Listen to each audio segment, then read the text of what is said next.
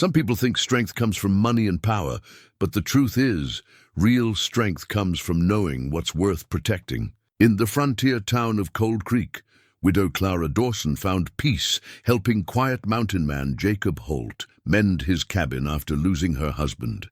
But that peace ended when Silas Trent, a wealthy ranch owner, rode in demanding money Clara didn't owe. Jacob warned him to leave. Silas laughed and grabbed Clara's arm hard. The mountain man stepped forward from the shadows. When Silas reached for her again, Jacob put him on the ground with one move. As Silas begged for mercy, Jacob said quietly, "You laid hands on the wrong woman." What happened next would change everything in that small town. Before we continue, tell us where you're watching from, and if this story moves you, subscribe. Tomorrow I have something special waiting for you. Cold Creek wasn't much to look at, even by frontier standards. The town sat in a narrow valley where the mountains pressed close on three sides, as if the earth itself wanted to keep the place small and humble. One main street ran through the center, lined with weathered wooden buildings that had seen too many harsh winters. The general store, the saloon, the blacksmith's forge, and a handful of other establishments made up the heart of the settlement. Beyond that, scattered homes and cabins dotted the hillsides, connected by worn paths that turned to mud every spring when the snow melted down from the peaks. It was 1881, and Montana Territory was still finding its way. The railroad hadn't reached Cold Creek yet, and likely never would. Stagecoaches came through twice a week, bringing mail and supplies, and the occasional stranger looking for land or escape. Most people who lived here had come for the latter, running from something or someone back east, hoping the distance and the mountains would be enough to bury the past. Clara Dawson had not come here to run. She'd been born in Cold Creek, the daughter of a schoolteacher who'd arrived with hopeful dreams of bringing education to the frontier.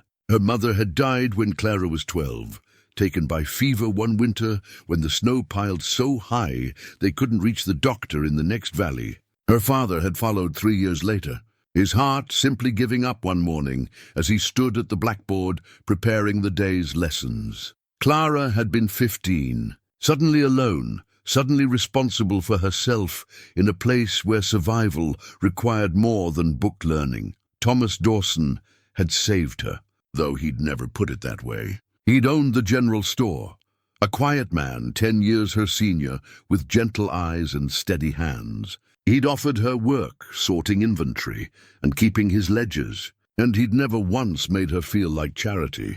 Within a year, he'd asked her to marry him, not with poetry or grand gestures, but with simple honesty. "I'd be honored to take care of you, Clara," he'd said, "and I think maybe you could teach me to read better than I do." She'd said yes, and they'd built a good life together. 22 years of marriage, of shared mornings and quiet evenings, of small joys and smaller sorrows. They'd never had children. That grief was something Clara carried privately. But they'd had each other, and in a hard place like Cold Creek, that was more than many could claim. Thomas had been an honest man in a world that often rewarded dishonesty. He'd kept meticulous records in his leather-bound journal, documenting every transaction, every credit extended, every debt paid or forgiven.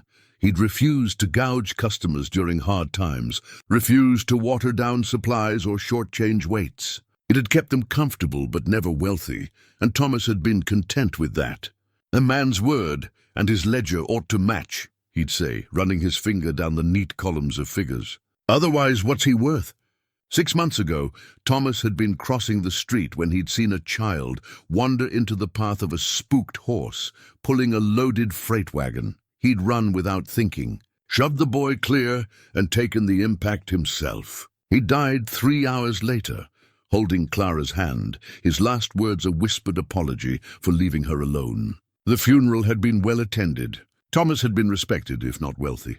The town had mourned with her, brought food and condolences, and then, as towns do, moved on with the business of living. Clara had been left with the small house they'd shared, a modest savings, and a grief so heavy some mornings she wasn't sure she could rise from bed. But she did rise. Every morning she rose, because Thomas would have expected nothing less, and because staying still meant drowning in sorrow. She'd sold the general store to Martha Hayes, a widow herself who'd been widowed young and knew something about carrying on. The money from the sale, combined with what Thomas had saved, was enough to live on if Clara was careful. She took in sewing and laundry work, kept herself busy, and tried not to think too much about the empty chair at her table. The mountains had always been a presence in Clara's life, but after Thomas died, she found herself looking at them differently. They were constant, unchanging, indifferent to human joy or sorrow. There was something comforting in that. The peaks didn't care about her grief, didn't offer empty platitudes or awkward sympathy. They simply stood, patient and eternal. It was the mountains that had led her to Jacob Holt in a way, or perhaps it was Providence, though Clara had complicated feelings about Providence these days. She'd been walking one afternoon in early spring, following a trail that wound up through the pine forest above town. She'd needed to move, to breathe air that didn't smell like the house she'd shared with Thomas.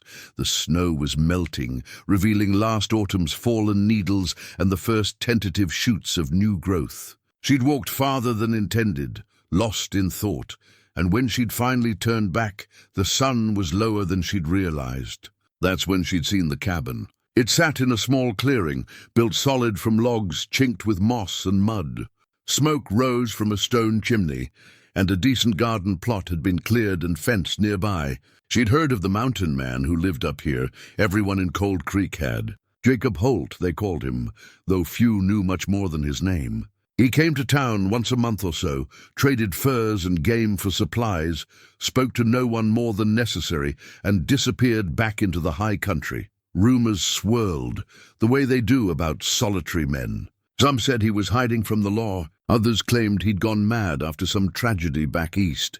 A few of the older residents remembered when he'd first arrived, maybe 15 years ago, and said he'd been different then, younger, haunted but not unfriendly. Time and isolation had made him into something else, a ghost who walked among them but belonged to the wilderness.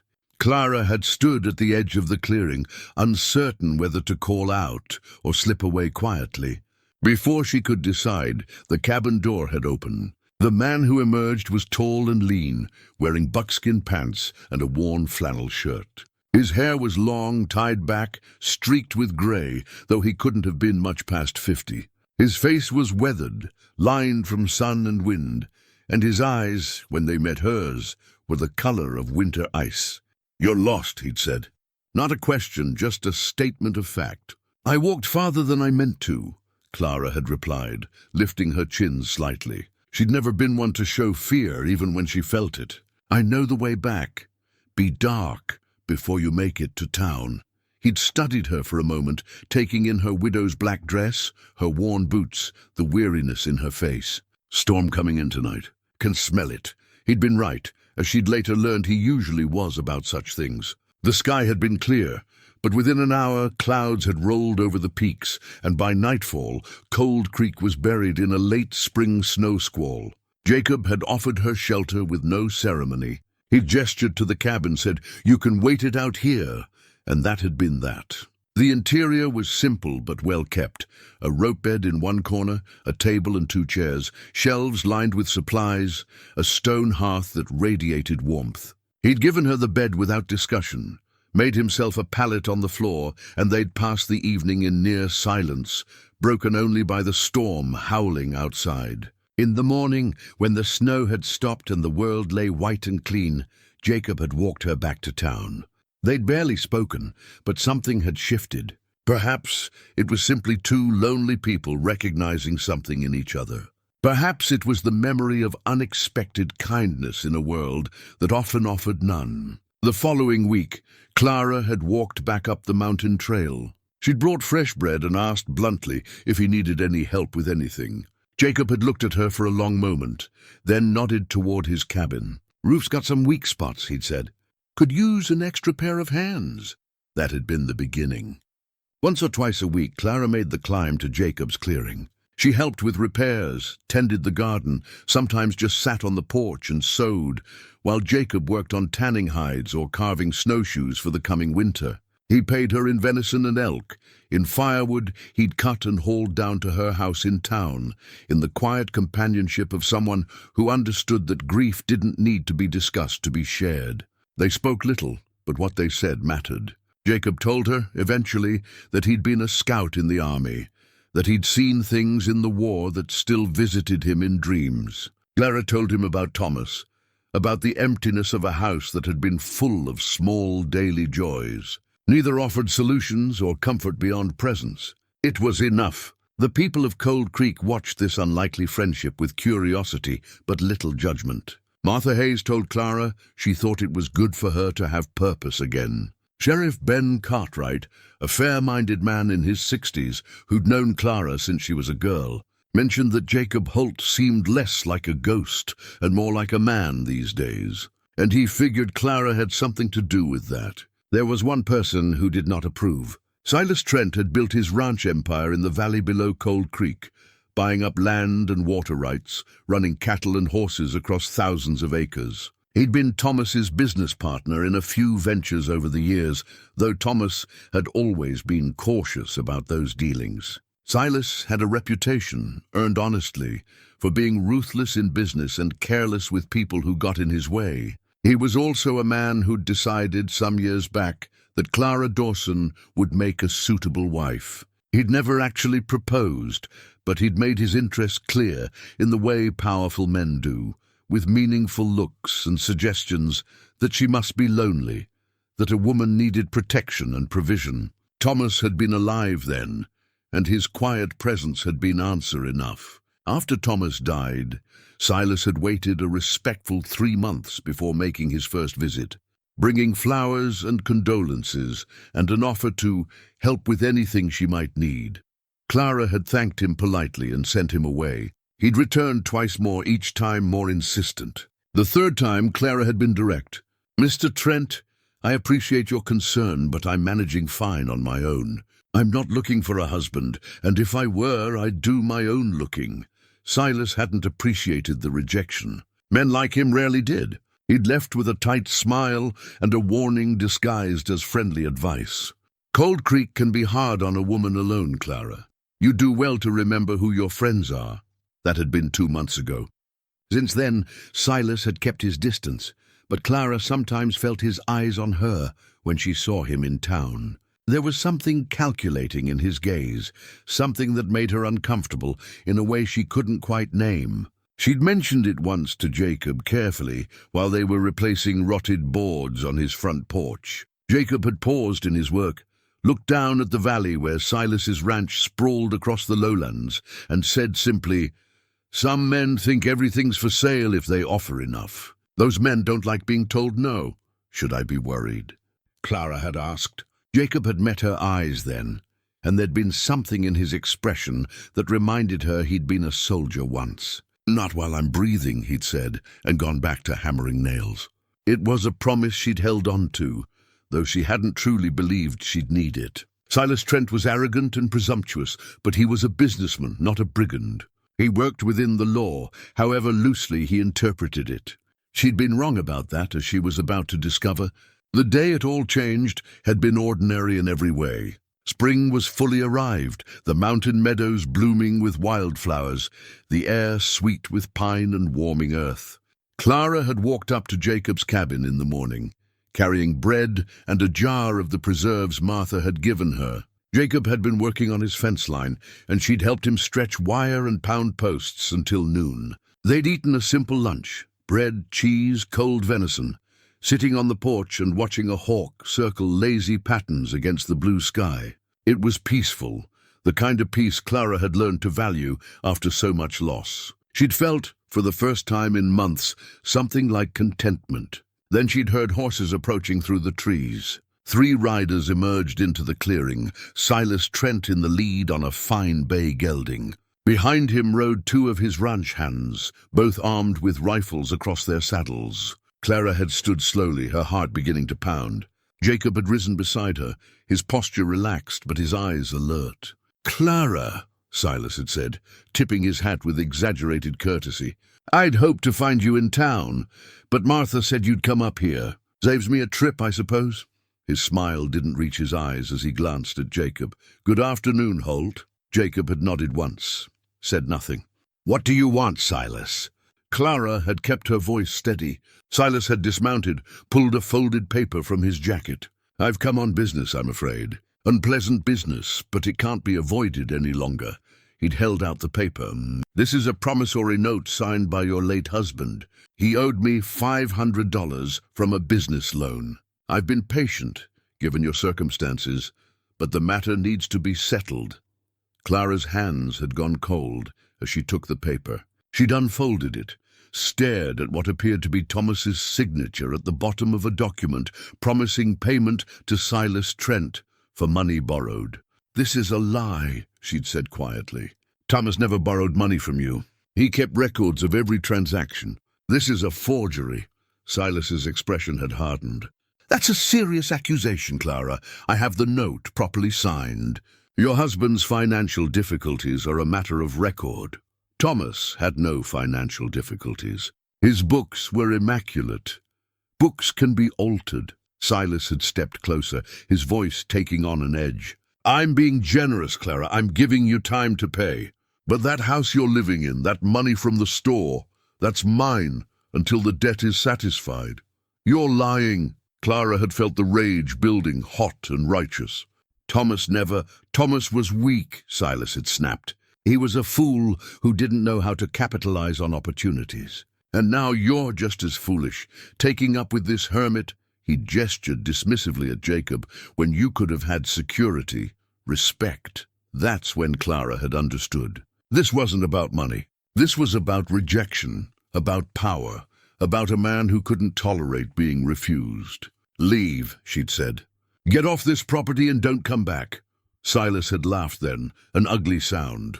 "This isn't his property, Clara. This is public land. Just like you're going to find that house of yours isn't your property much longer." He'd moved toward her, reaching for her arm. "You need to learn—" That's when Jacob had spoken. His voice had been quiet, but it carried weight. "The lady asked you to leave." Silas had turned, his face flushing with anger and something else. Contempt, perhaps, or the particular offense a wealthy man feels when challenged by someone he considers beneath him. "This doesn't concern you, Holt. I'm conducting business with Mrs. Dawson. Why don't you go back to your traps and pelts and let civilized people handle civilized matters?" Jacob hadn't moved from where he stood beside Clara on the porch, but something in his stillness changed. It was subtle, the kind of shift a prey animal might notice right before a predator strikes. His shoulders settled, his weight redistributed almost imperceptibly, and his eyes, those winter ice eyes, fixed on Silas with an intensity that made the air feel thinner. "I'll ask you once more," Jacob said, his voice even quieter than before. "Leave." Silas had laughed, the sound sharp and mocking. "Oh, what? You'll do what, exactly?" He'd taken another step toward Clara, his hand reaching for her arm again. "Clara, be reasonable. I'm offering you a way out of this. Come back to town with me, we'll discuss terms like adults." "Don't touch her," Jacob said. But Silas had already grabbed Clara's arm, his fingers digging into her sleeve, pulling her toward him. "You need to understand your position here." Clara had tried to pull away, but Silas's grip tightened. She saw his face up close, saw the anger and wounded pride twisted into something uglier, something that made her stomach turn with genuine fear for the first time. "Let me go," she said firmly, but he held on. "You think you're too good for me?" Silas hissed, his voice low enough that his men couldn't hear. "A shopkeeper's widow playing house with a mountain savage? You're nothing, Clara, nothing without protection, without money, without—" He didn't finish. Jacob had moved with a speed that seemed impossible for a man his age, crossing the distance between them in 2 strides. One hand clamped on Silas's wrist, breaking his grip on Clara with surgical precision. The other hand, open-palmed, controlled, struck Silas in the center of his chest, right at the solar plexus. The air exploded from Silas's lungs in a whoosh. His legs buckled, and he went down hard, landing on his knees in the dirt of the clearing, gasping like a landed fish. His hat tumbled off, rolled a few feet away. For several long seconds, he couldn't draw breath, couldn't speak, could only kneel there with his mouth open and his face reddening. The two ranch hands had tensed, hands moving toward their rifles, but Jacob had already turned to face them. He hadn't drawn a weapon, didn't appear to be carrying one, but something in his posture, in the absolute calm of his expression, made both men freeze. "You want to be part of this?" Jacob asked mildly. The hands exchanged glances. Neither man moved for their rifles. The older of the two, a weathered cowboy named Pete, who Clara recognized from town, slowly raised his hands away from his weapon. "No trouble from us, Holt. We just work for the man." "Then help him back on his horse," Jacob said, "and take him home." Silas had finally managed to draw a ragged breath, then another. Color was returning to his face, but now it was the red of humiliation and rage rather than oxygen deprivation. He looked up at Jacob from his knees, and Clara saw something flicker across his features, genuine fear, quickly masked but unmistakable. "You," Silas gasped, "you struck me. You assaulted—" "I stopped you from assaulting her," Jacob corrected, his voice still quiet. "There's a difference.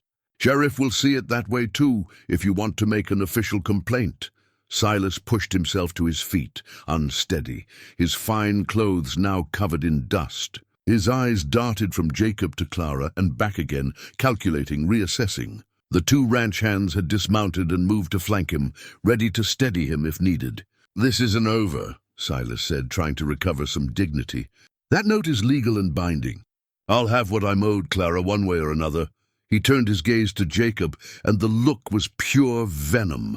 "And you, interfering with legal business, assaulting a property owner, you just made a very serious mistake." Jacob said nothing. He simply stood there, positioned slightly in front of Clara, his hands loose at his sides. Silas snatched his hat from the dirt, jammed it back on his head. "Pete, help me mount." The older ranch hand moved to assist, and Silas climbed back onto his gelding with less grace than he'd arrived with. From horseback, he looked down at Clara one more time. "You have 1 week to come to your senses and settle this debt properly. After that, I'll be forced to take legal action. Your house, your possessions, all of it will be seized to satisfy what's owed." "There is no debt," Clara said, her voice shaking but firm. "And you know it." "Prove it," Silas shot back. "Bring your evidence to Judge Morrison. Let him decide who's telling the truth, a respected businessman or a grieving widow who's taken leave of her senses." He jerked his reins, turning his horse. "Let's go." The three riders departed the clearing at a trot, heading back down the mountain trail. Clara and Jacob stood in silence until the sound of hoofbeats faded completely into the forest. Then Clara's knees went weak, and she sat down hard on the porch step. "Are you hurt?" Jacob asked, kneeling beside her. His hand hovered near her arm, where Silas had grabbed her, but he didn't touch without permission. "No," Clara managed.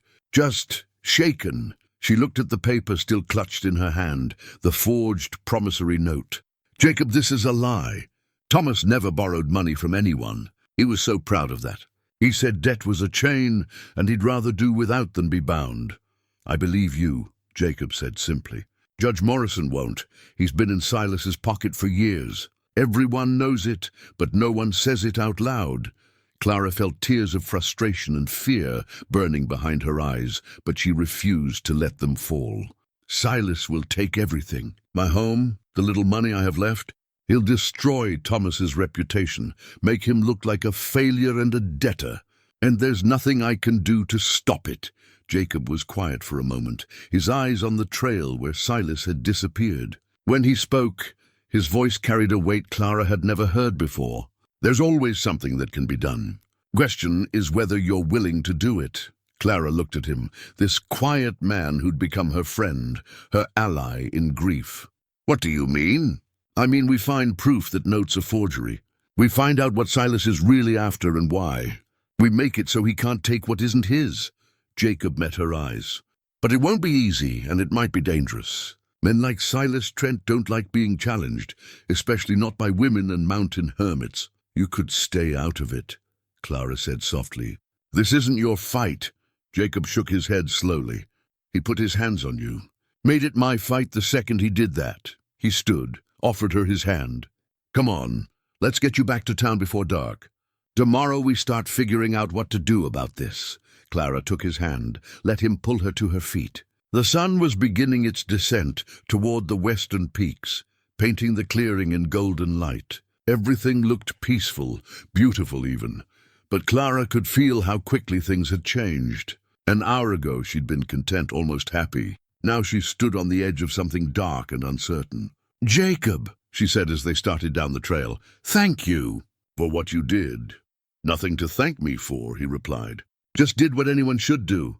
But they both knew that wasn't true. In Cold Creek, as in most frontier towns, power and money bought silence and compliance. Silas Trent was used to getting his way, used to people stepping aside or looking down when he walked past. Jacob Holt had done neither, and that made him either very brave or very foolish. As they walked through the darkening forest, Clara turned her mind to practical matters. She needed Thomas's journal, the one where he'd kept every financial record for the past 20 years. It was in her house, locked in the desk drawer where he'd always kept it. That journal would prove no debt existed. It had to. But even as she thought it, a cold dread settled in her stomach. If Silas had gone to the trouble of forging a promissory note, what else might he do? Would he try to forge entries in Thomas's journal? Would he claim the journal itself was falsified? "I need to get Thomas's records somewhere safe," she said suddenly. "If Silas gets his hands on them, bring them to me," Jacob said without hesitation. "Tomorrow, bring anything you can't afford to lose. I'll keep it safe. He could search your cabin. He could try." There was something in Jacob's tone that suggested that would not go well for anyone who attempted it. "Clara, I know we haven't known each other long, but I'm asking you to trust me. Can you do that?" Clara thought about the past months, about the quiet companionship and unspoken understanding, about the way Jacob had stepped between her and Silas without a moment's hesitation. "Yes," she said, "I trust you." They reached the edge of town as the last light faded from the sky.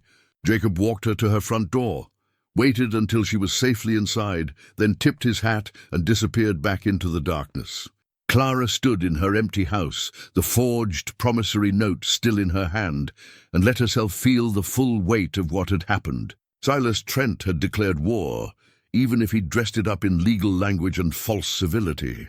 He wanted her property, her surrender, her acknowledgement that he held the power and she held nothing. The question was why? Yes, she'd rejected his advances, but this seemed excessive even for wounded male pride. What was he really after?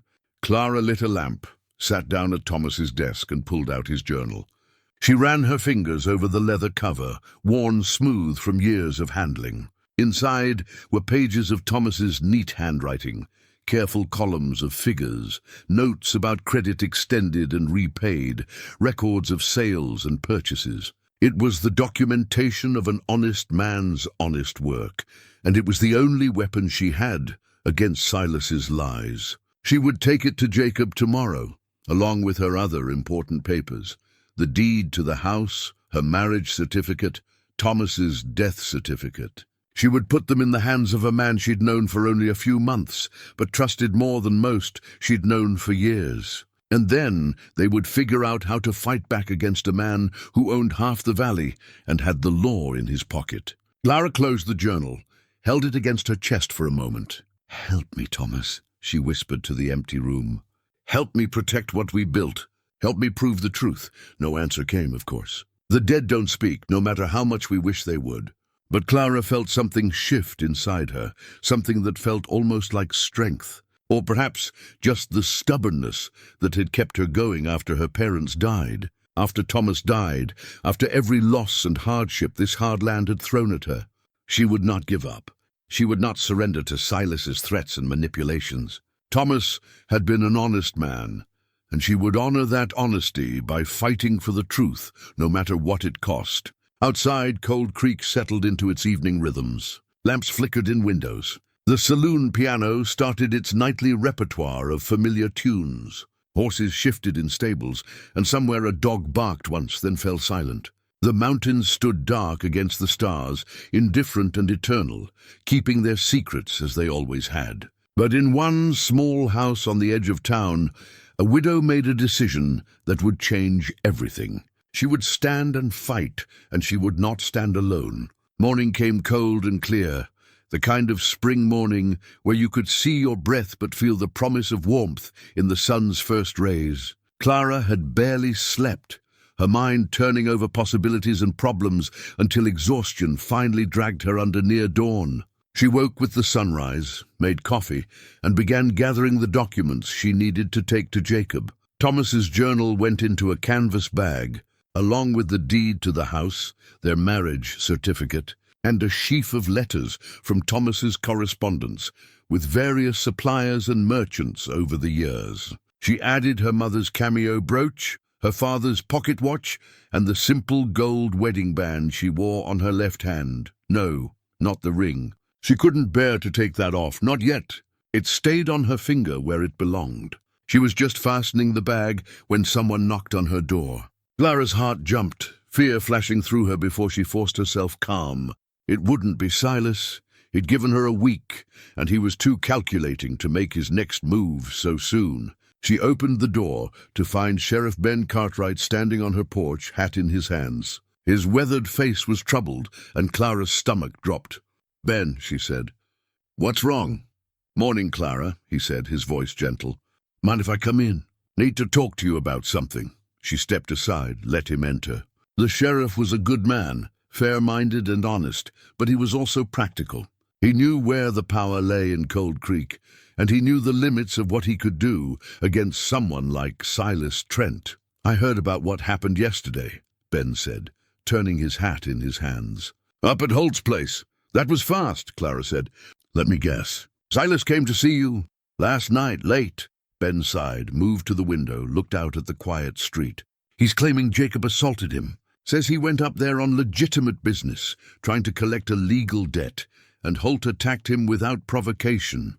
"That's a lie," Clara said flatly. "Silas grabbed me first. Jacob stopped him. That's all." "I believe you," Ben said, and Clara felt a small measure of relief. "Problem is, Silas has 2 witnesses who'll swear otherwise. His ranch hands will say whatever he tells them to say. And he's already been to Judge Morrison, got himself a restraining order against Jacob. Holt comes within 100 yards of Silas or his property, he'll be arrested." Clara felt the walls closing in. "Ben, that promissory note Silas showed me, it's a forgery. Thomas never borrowed money from him. I have Thomas's journal, every financial transaction documented. There's no record of any loan." Ben nodded slowly. "I figured as much. Thomas Dawson was the most meticulous man I ever knew. But Clara," he turned to face her, his expression pained, "Judge Morrison isn't going to take your word over Silas's, even with the journal. Silas will claim Thomas kept a separate set of books, or forgot to record it, or some damn thing. You'd know how it works. So he just wins." Clara heard the bitterness in her own voice. "He forges a document, threatens me, and gets away with it because he has money and influence?" "I didn't say that." Ben put his hat on, settled it carefully. "I'm saying you need to be smart about this. Don't confront him directly. Don't give him ammunition to use against you. And tell Jacob Holt to stay clear. I respect what he did, protecting you, but if he violates that restraining order, I'll have no choice but to lock him up. That's the law." "The law?" Clara repeated hollowly. "What good is the law when men like Silas can buy it?" "Not all of us are for sale," Ben said quietly. "Remember that. And Clara," he paused at the door, "be careful. I've known Silas Trent for 20 years. He's ruthless, but he's usually content to work within the system, bend the rules, rather than break them. This thing with you, this vendetta, it's different. More personal. That makes him more dangerous." After Ben left, Clara stood in her small parlor, feeling the weight of helplessness. But no, that wasn't quite right. Not helplessness. Anger. A hot, righteous anger that burned away the fear and left something harder in its place. She picked up the canvas bag with Thomas's journal and her precious documents. She locked her door behind her and started up the mountain trail toward Jacob's cabin. The morning sun warmed her back, and with each step her resolve strengthened. Silas Trent thought he could use the law as a weapon against her. He thought his money and his influence made him untouchable. He'd forgotten one crucial truth that every frontier town eventually learned. The law only works when good people believe in it. When that belief dies, when people see justice as something that can be bought and sold, other kinds of justice emerge. Clara wasn't thinking about violence or revenge. She was thinking about truth, about evidence, about finding a way to expose Silas's corruption, not just to a compromised judge, but to the entire town. Cold Creek was small enough that reputation still mattered, that public opinion could ruin a man as surely as any court verdict. She reached Jacob's clearing to find him splitting wood, his axe rising and falling with practiced rhythm. He stopped when he saw her, buried the axe in the chopping block, and wiped sweat from his forehead. "Thought you might come this morning," he said. "Heard Silas got a restraining order. How did you—" "Martha Hayes' nephew delivers telegrams. Stopped by on his rounds, thought I should know." Jacob nodded toward the cabin. "Let's get those papers put away safe." Inside, Jacob showed her a loose floorboard under his bed where he'd created a hidden cache. "Used to keep money here back when I first arrived. Now it's mostly empty. Your things will be safe." Clara watched him place the canvas bag carefully in the space beneath the floor, replace the board, and cover it with a woven rug. "Thank you," she said. "Ben Cartwright came to see me this morning. He said I need to be careful, that Silas is more dangerous than usual." "Ben's right." Jacob moved to put water on for coffee. "Which means we need to be smarter. Can't fight Silas head-on, not yet. Need to understand what he's really after first. My house and property, obviously. Maybe." Jacob handed her a tin cup of coffee once it had boiled. "But there's usually more to it with men like him. $500 isn't enough to go to this much trouble, not for someone with Silas's money. There's something else, something about your property or your position that he wants. We figure out what that is, we might find a way to stop him."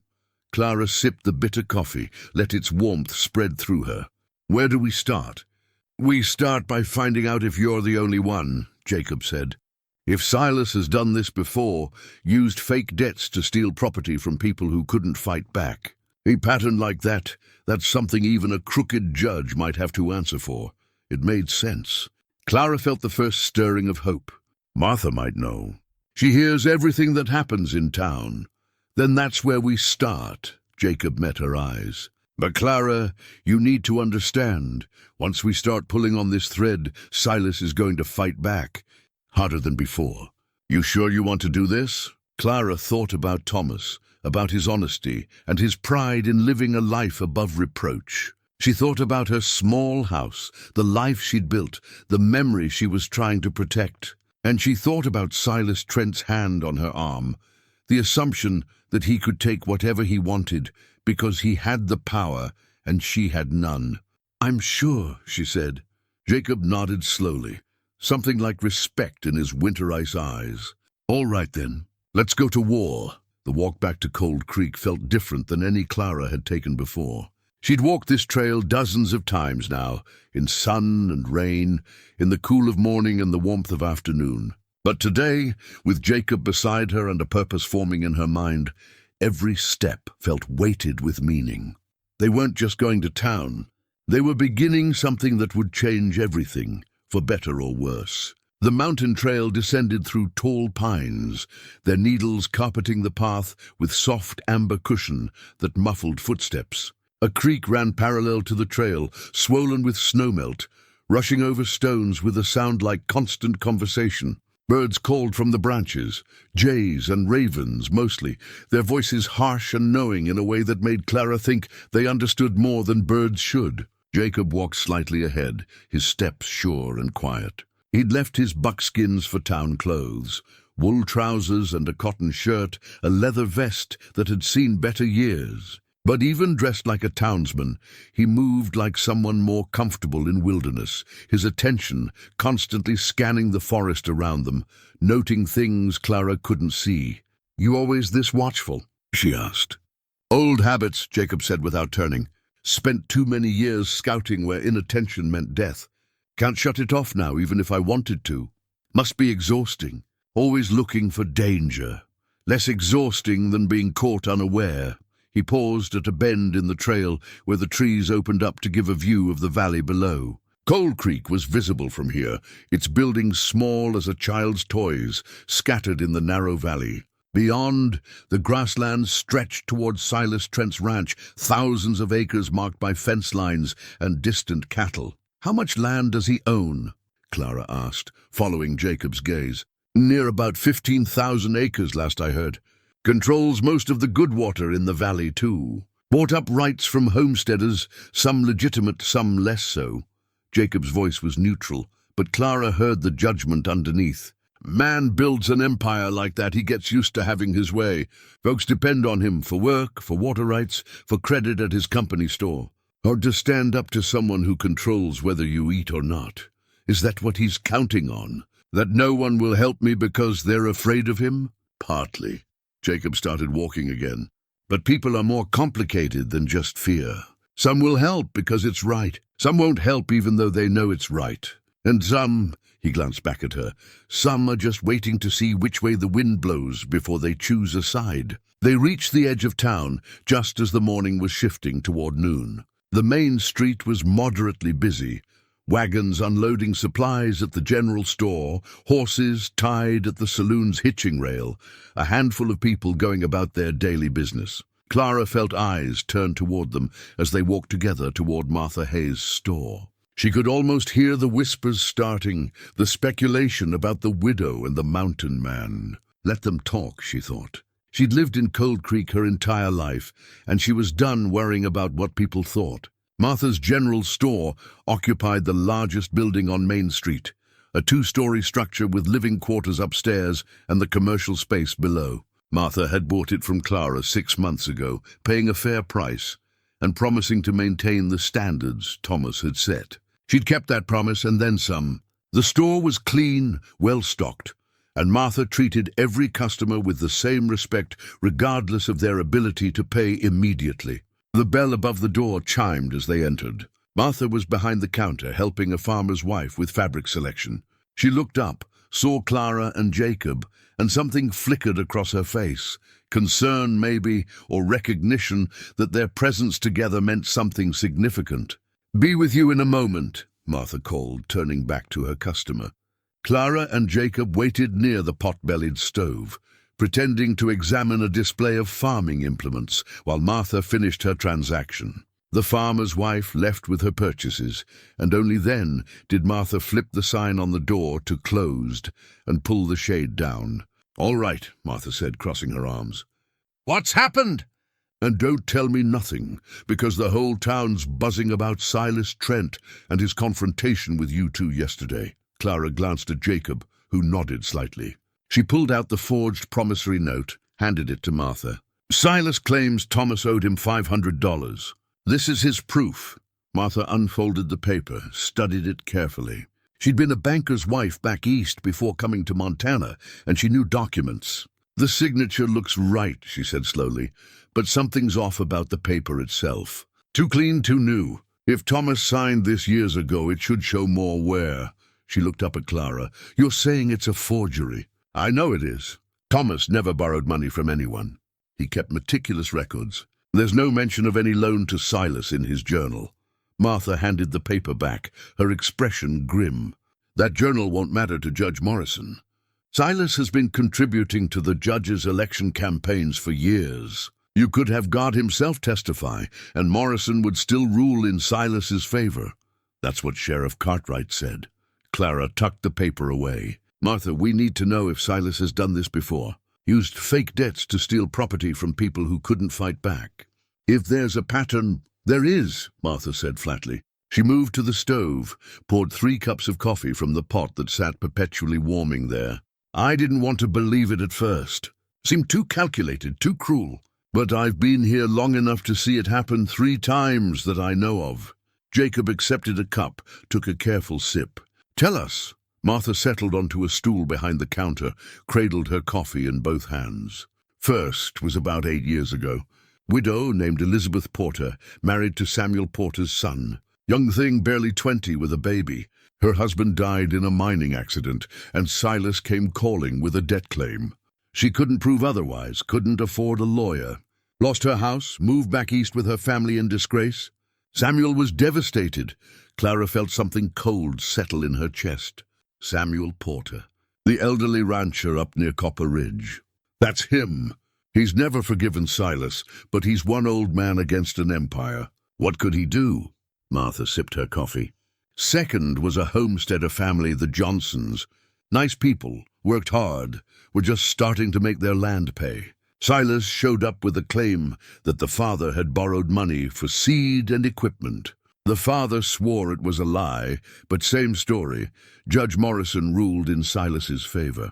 They lost everything, packed up and left Montana entirely. And the third? Jacob asked. Last year, man named Robert Chen ran a freight business. Chinese immigrant, worked himself half to death building up his operation. Silas claimed Chen owed him for business loans.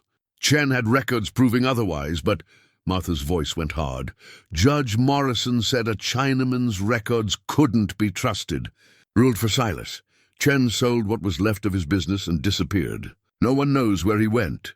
The three of them sat in silence for a moment, the weight of those destroyed lives hanging in the air. Clara thought about Elizabeth Porter, about the Johnson family, about Robert Chen, different people, different circumstances, but all of them vulnerable in some way. All of them unable to defend themselves against a powerful man with a corrupt judge in his pocket. There's a pattern, Jacob said quietly.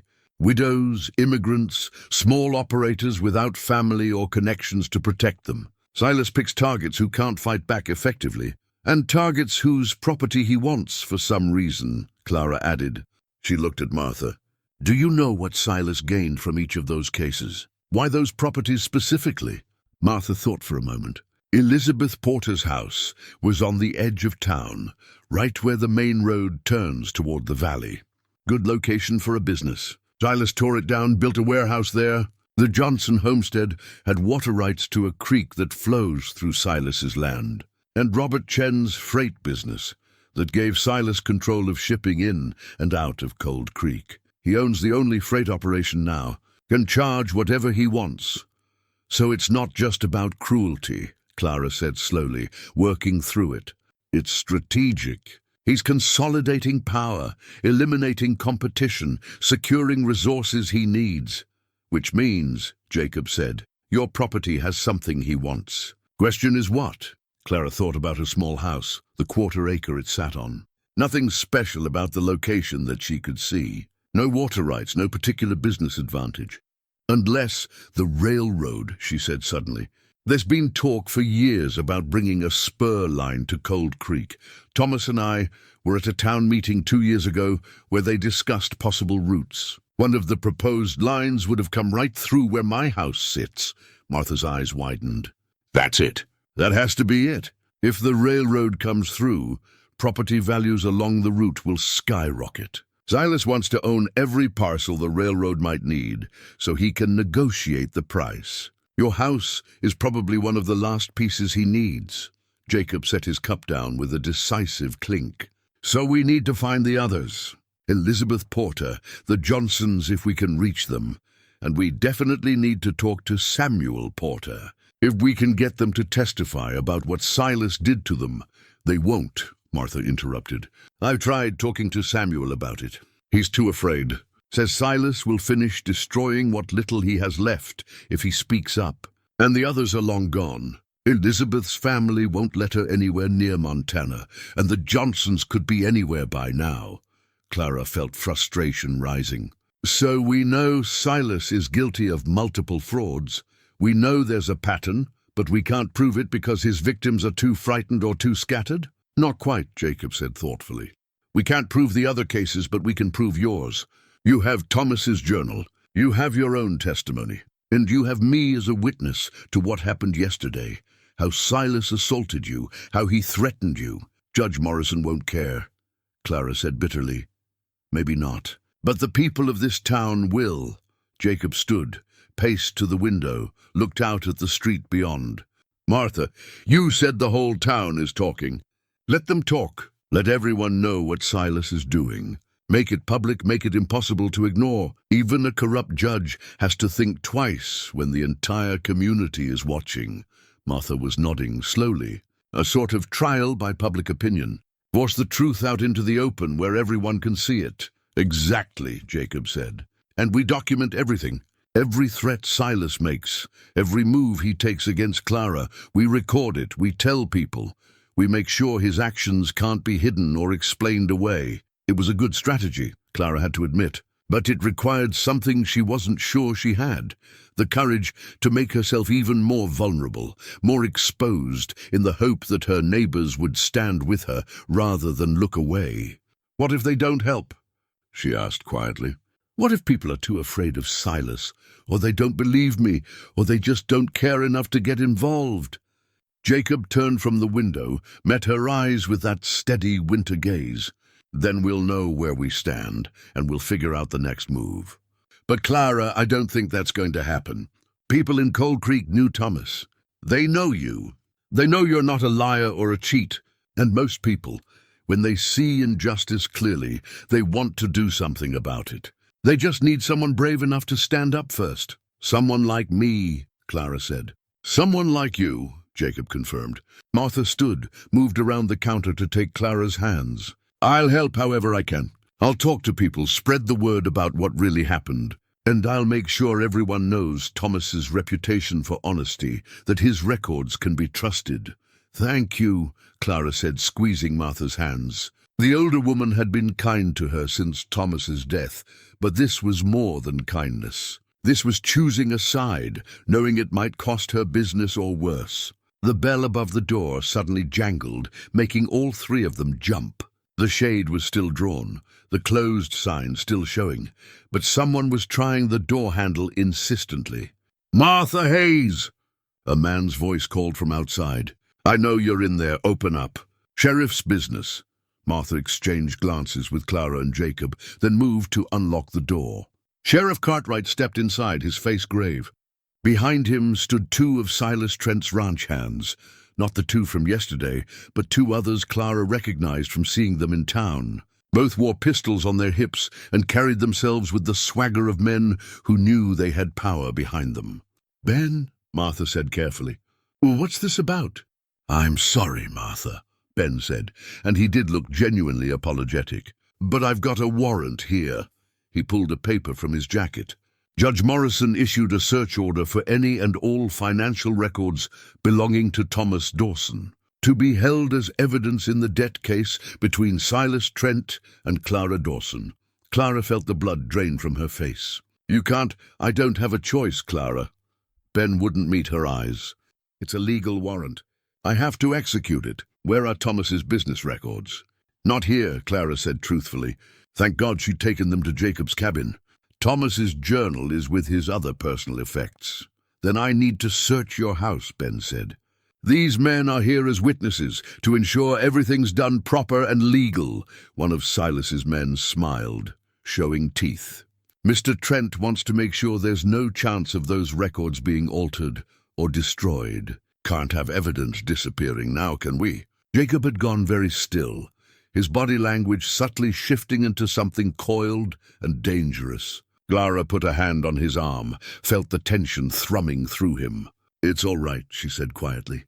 Let them search. They won't find anything, because the journal was safe, hidden beneath Jacob's floorboards, where Silas Trent and his bought judge would never think to look. But as Sheriff Cartwright and Silas's men prepared to escort Clara to her house for the search, she realized something troubling. This warrant, issued so quickly, meant Silas had anticipated her next move. He'd known she would try to preserve evidence. He'd known she would seek help, which meant he was watching her more closely than she'd realized.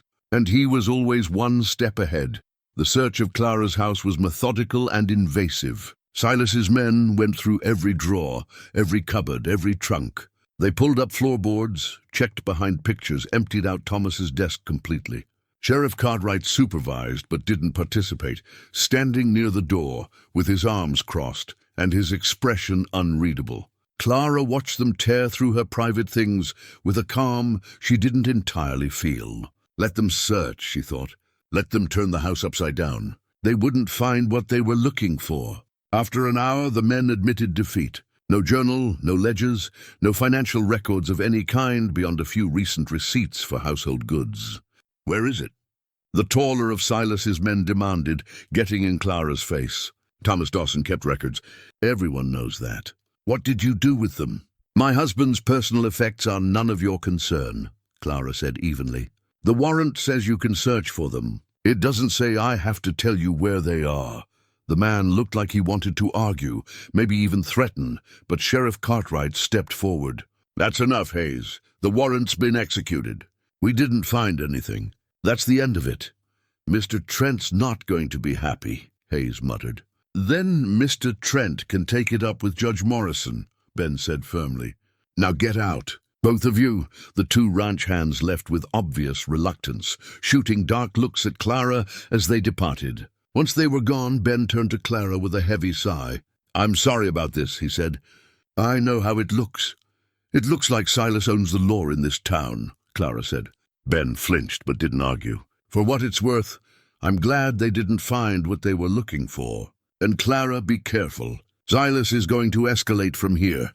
He doesn't like being thwarted. After Ben left, Clara stood in her ransacked house and felt the full weight of what she was facing. Her home had been violated, her privacy shredded, all under the cover of law. And this was just the beginning. She began methodically putting things back in order, refolding clothes, returning books to shelves, gathering scattered papers. It was mindless work, but it gave her hands something to do while her mind raced. A knock at the door made her tense, but it was only Jacob, slipping in quietly through the growing dusk. Saw the sheriff leave, he said. They find anything? No, the journal's safe. Clara set down the stack of linens she'd been folding. But Jacob, Silas got a warrant within hours of our conversation with Martha. He's moving faster than we expected. He's scared, Jacob said. Scared people make mistakes. We just need to be patient, wait for him to overreach. Patient. Clara laughed without humor. I have less than a week before he tries to seize this house. How patient can I afford to be? Jacob moved to the window, checked the street outside in that careful way of his. Tomorrow we go see Samuel Porter. If we can convince him to talk about what happened to his daughter-in-law, if we can get him to go on record. Martha said he won't. Martha said he's afraid. Fear and won't aren't the same thing. Jacob turned back to her. Sometimes people just need to see someone else being brave first. You're being brave, Clara. Maybe that'll be enough to help Samuel find his own courage.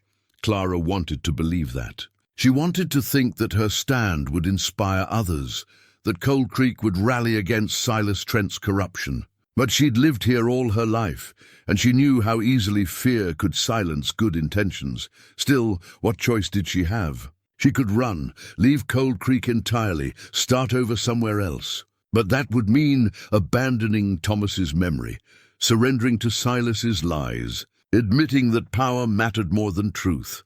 No, she would stay, and she would fight, and if she lost, well, at least she would lose knowing she'd tried. All right, she said. Tomorrow we visit Samuel Porter, and we keep building our case, keep telling the truth, keep pushing back however we can. Jacob nodded approval. That's the spirit. Now, you eaten anything today? Clara realized she hadn't, not since the early morning coffee at his cabin. No. Then let me make you something. You need to keep your strength up. He moved toward her small kitchen, began pulling out bread and cheese, the practical movements of a man accustomed to taking care of himself.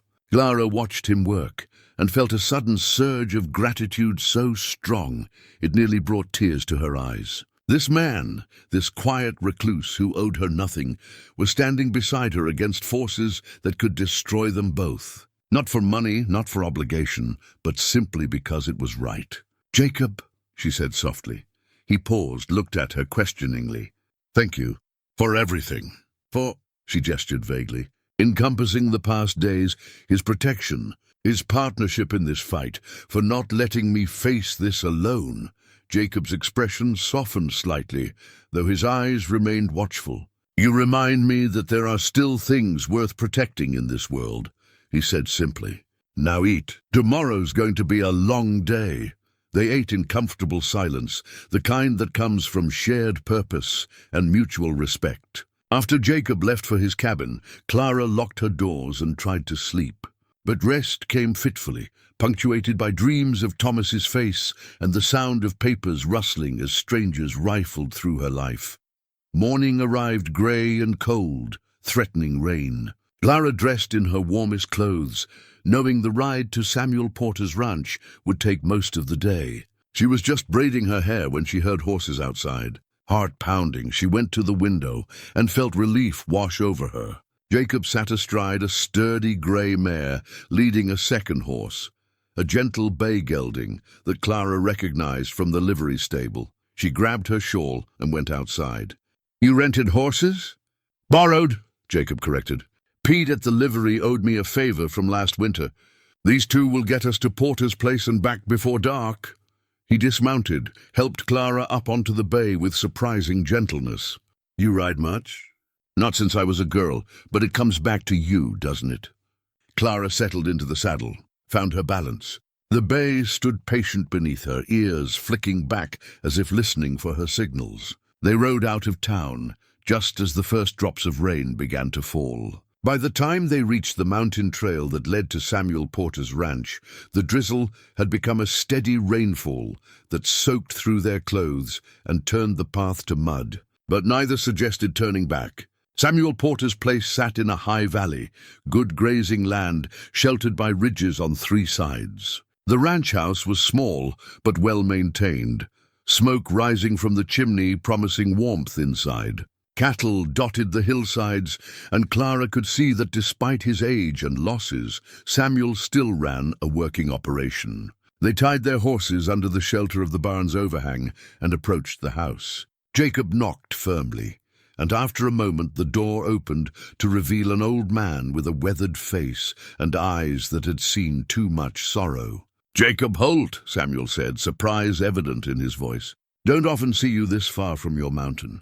And Mrs. Dawson, what brings you two out in weather like this?" "Need to talk to you, Samuel," Jacob said. "About Silas Trent." Something shuddered in the old man's expression. "Got nothing to say about Silas Trent."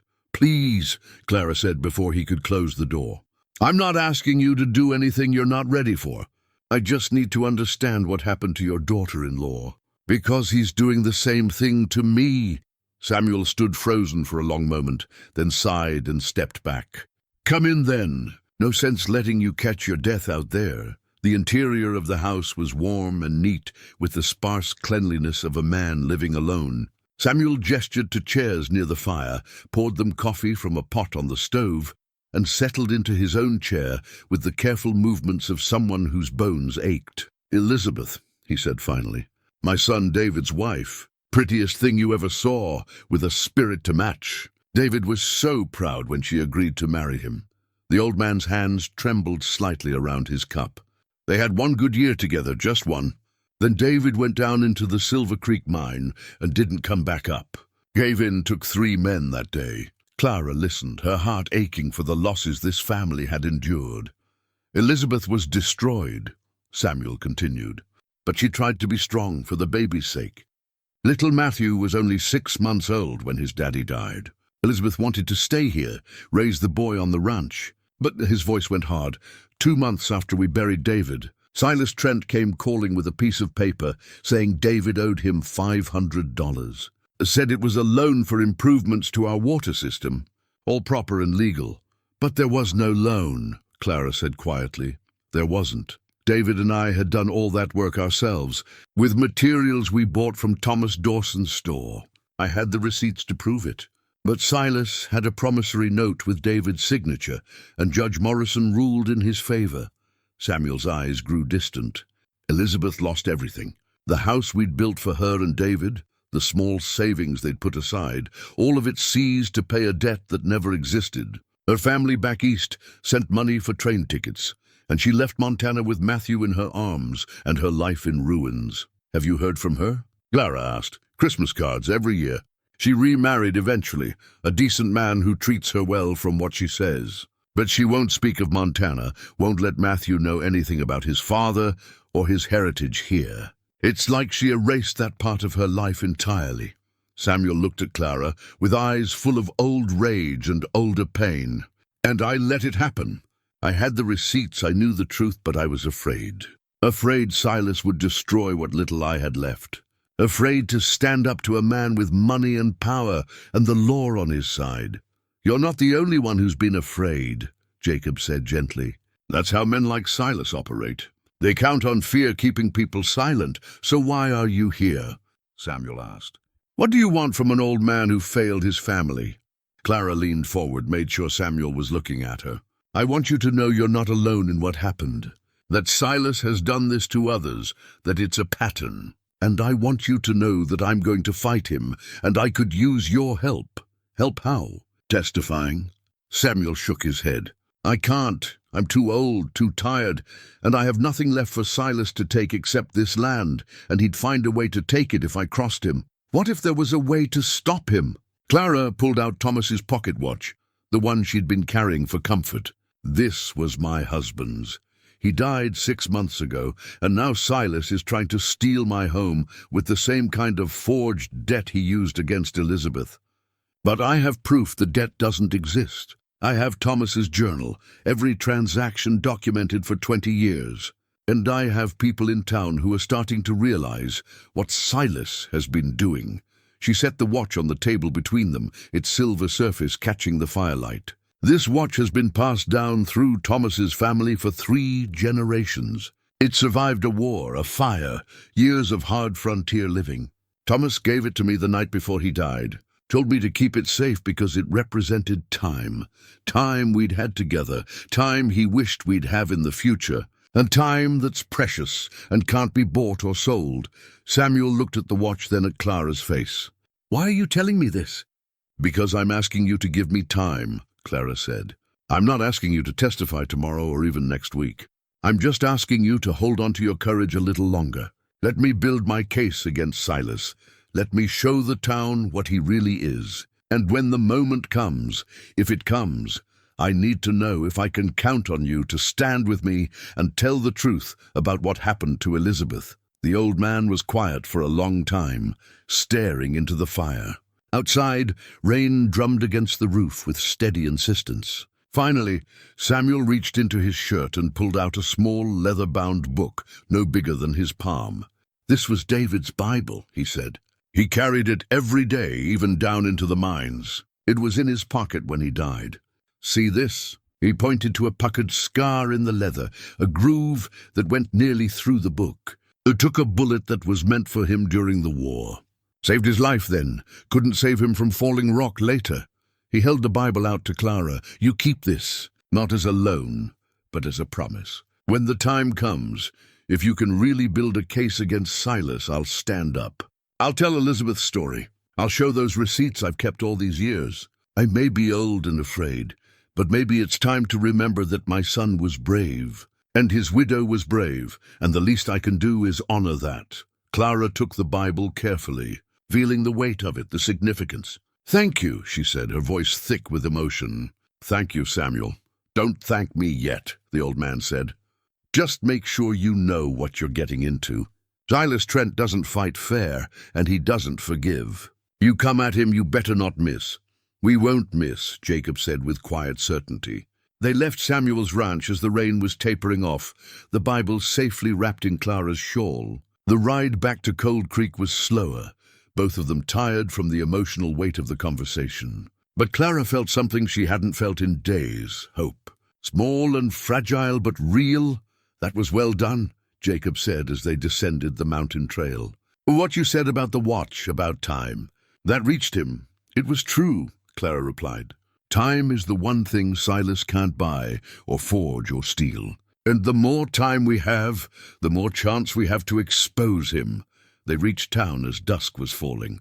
Jacob walked Clara to her door, checked inside to make sure nothing had been disturbed in her absence, then prepared to return the horses to the livery. Jacob, Clara said before he could leave. Come back after? I want to show you Thomas's journal properly. Let you see the kind of man he was, through his own words. Something flickered in Jacob's expression. Surprise, perhaps, or gratitude at being invited into that private space. All right, he said. Give me an hour. Clara used that hour to dry off, change into warm clothes, and make a simple supper. When Jacob returned, she pulled Thomas's journal from its hiding place under her own floorboards. A second copy she'd kept, containing the most recent year's entries. The older volumes were still safe at Jacob's cabin, but this would be enough to show him what she meant. They sat at the small kitchen table, and Clara opened the journal to a random page. Thomas's neat handwriting filled the lines, recording the day's transactions with meticulous care. "See here," Clara said, pointing. "Every entry dated and initialed. Every credit clearly noted, every debt recorded when it was incurred and when it was paid. He treated his ledger like a sacred text, said a man's word should be as solid as his written accounts." Jacob studied the pages, his weathered fingers tracing the columns. "You can see his character in this. No shortcuts, no convenient omissions. Just the truth day after day. That's why Silas's forgery is so offensive," Clara said. "It's not just stealing my property. It's defaming Thomas's memory, claiming he was dishonest or careless when he was neither." She closed the journal, held it against her chest. "I need to protect this. Not just the physical book, but what it represents. Then that's what we'll do," Jacob said. He reached across the table, covered her hand with his. His palm was rough and warm, calloused from years of outdoor work. "Clara, I want you to understand something. When I came to these mountains 15 years ago, I was running from everything, from duty, from connection, from caring about anything beyond my own survival. I told myself I was better off alone, that caring just meant more ways to get hurt." He paused, seemed to gather himself. "You've reminded me that's a coward's answer, that some things are worth the risk of caring. Your friendship, this fight for justice, it matters. And I'm seeing it through with you, whatever comes." Clara felt tears prick her eyes, but blinked them away. "Thank you," she whispered, "for choosing to care again." They sat in comfortable silence after that, drinking coffee and watching the fire burn low. It was late when Jacob finally stood to leave, and Clara walked him to the door. "Lock this behind me," he instructed. "And if anything feels wrong, anything at all, you fire 3 shots from that rifle I know Thomas kept in the bedroom. I'll hear it and come running." "I will," Clara promised. After he left, she did lock the door, checked all the windows, and prepared for bed. But before she lay down, she took Thomas's pocket watch, the one she'd promised to Jacob for safekeeping, and set it on her bedside table. Beside it, she placed Samuel Porter's bullet-scarred Bible, 2 artifacts, 2 promises. Time and faith intertwined. Tomorrow she would take the watch to Jacob as planned, let him hide it with the other documents. But tonight, she wanted it close, wanted to feel the connection to Thomas and to the fight she'd committed herself to. Outside, Cold Creek settled into nighttime quiet. In the valley below, lights burned in Silas Trent's ranch house, and Clara wondered what plans he was making, what strategies he was devising to crush her resistance. Let him plan, she thought. She had her own plans now, her own allies, her own determination. Silas Trent had built his empire on fear and fraud, but empires had fallen before. And sometimes it only took one person saying no to start the collapse. Clara closed her eyes, Thomas's watch ticking softly beside her, and slept more peacefully than she had in days. The peace didn't last. Clara woke to pounding on her door 3 hours before dawn, the kind of urgent hammering that meant trouble. She grabbed her robe and the rifle Jacob had mentioned, her heart racing as she approached the door. "Who's there?" "It's Martha, Clara. Let me in quickly." Clara opened the door to find Martha Hayes standing in the darkness, her face pale and frightened. "What's wrong?" "Judge Morrison filed papers late yesterday evening. The hearing on Silas's debt claim has been moved up. It's scheduled for tomorrow morning, this morning now, I suppose. 10 o'clock. Martha stepped inside, wringing her hands. "Clara, that gives you less than 7 hours to prepare a defense." The rifle nearly slipped from Clara's hands. "That's impossible. Silas said I had a week. Even his forged note gave me time to—" "He lied, or changed his mind, or Judge Morrison decided to rush it through." Martha's voice was sharp with anger. "My nephew who works at the courthouse came to tell me as soon as he saw the notice. He knows it's wrong, knows the whole thing stinks, but what can he do? He's just a clerk." Clara set the rifle down carefully, trying to think through the panic clouding her mind. I need to get word to Jacob, and I need to get Thomas's journal from his cabin. Without it, I have no proof. I'll ride up to Jacob's place, Martha said. You gather whatever else you need. Papers, witnesses if you have them, anything that might help.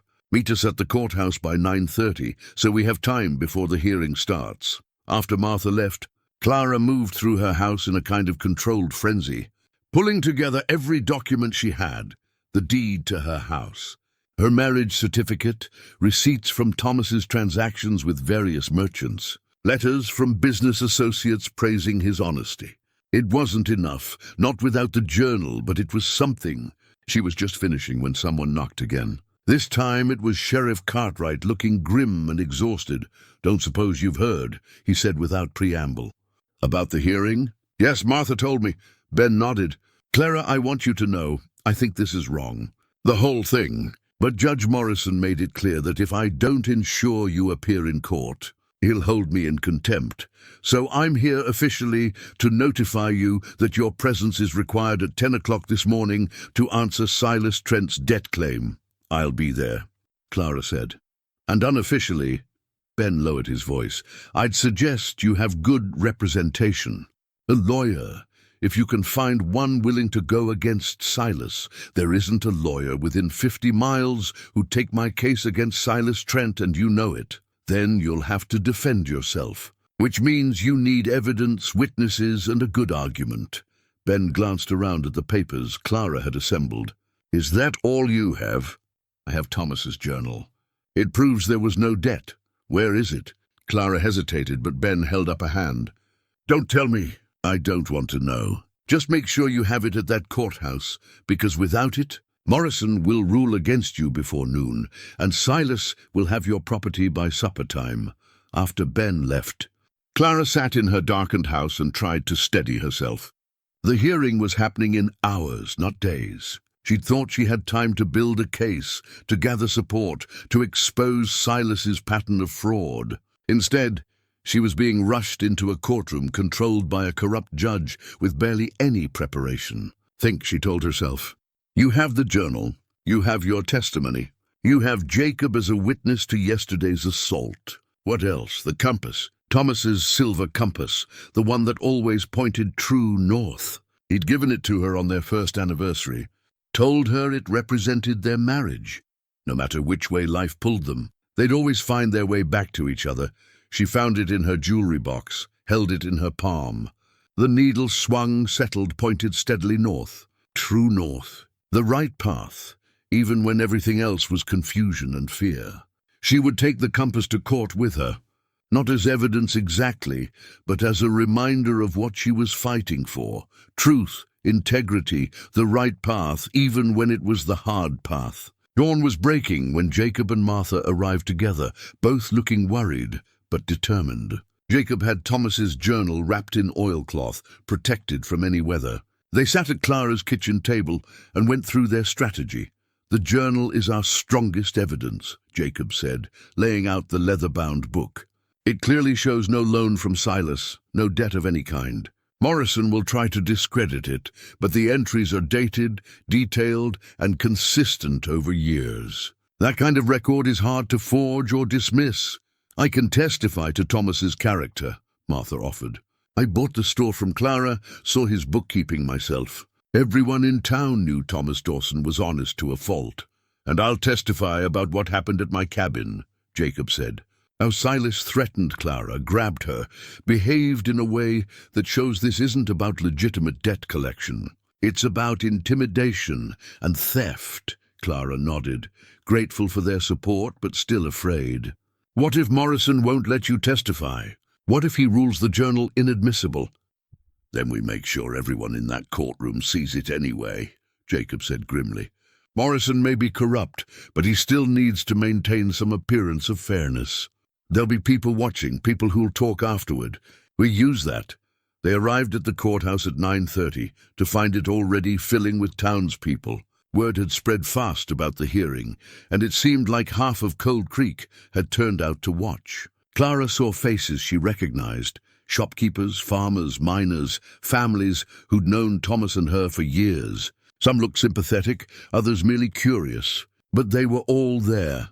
Silas Trent stood near the front with two well-dressed men Clara didn't recognize, lawyers from the territorial capital, no doubt brought in to ensure his victory. He saw Clara enter and smiled, the expression cold and confident.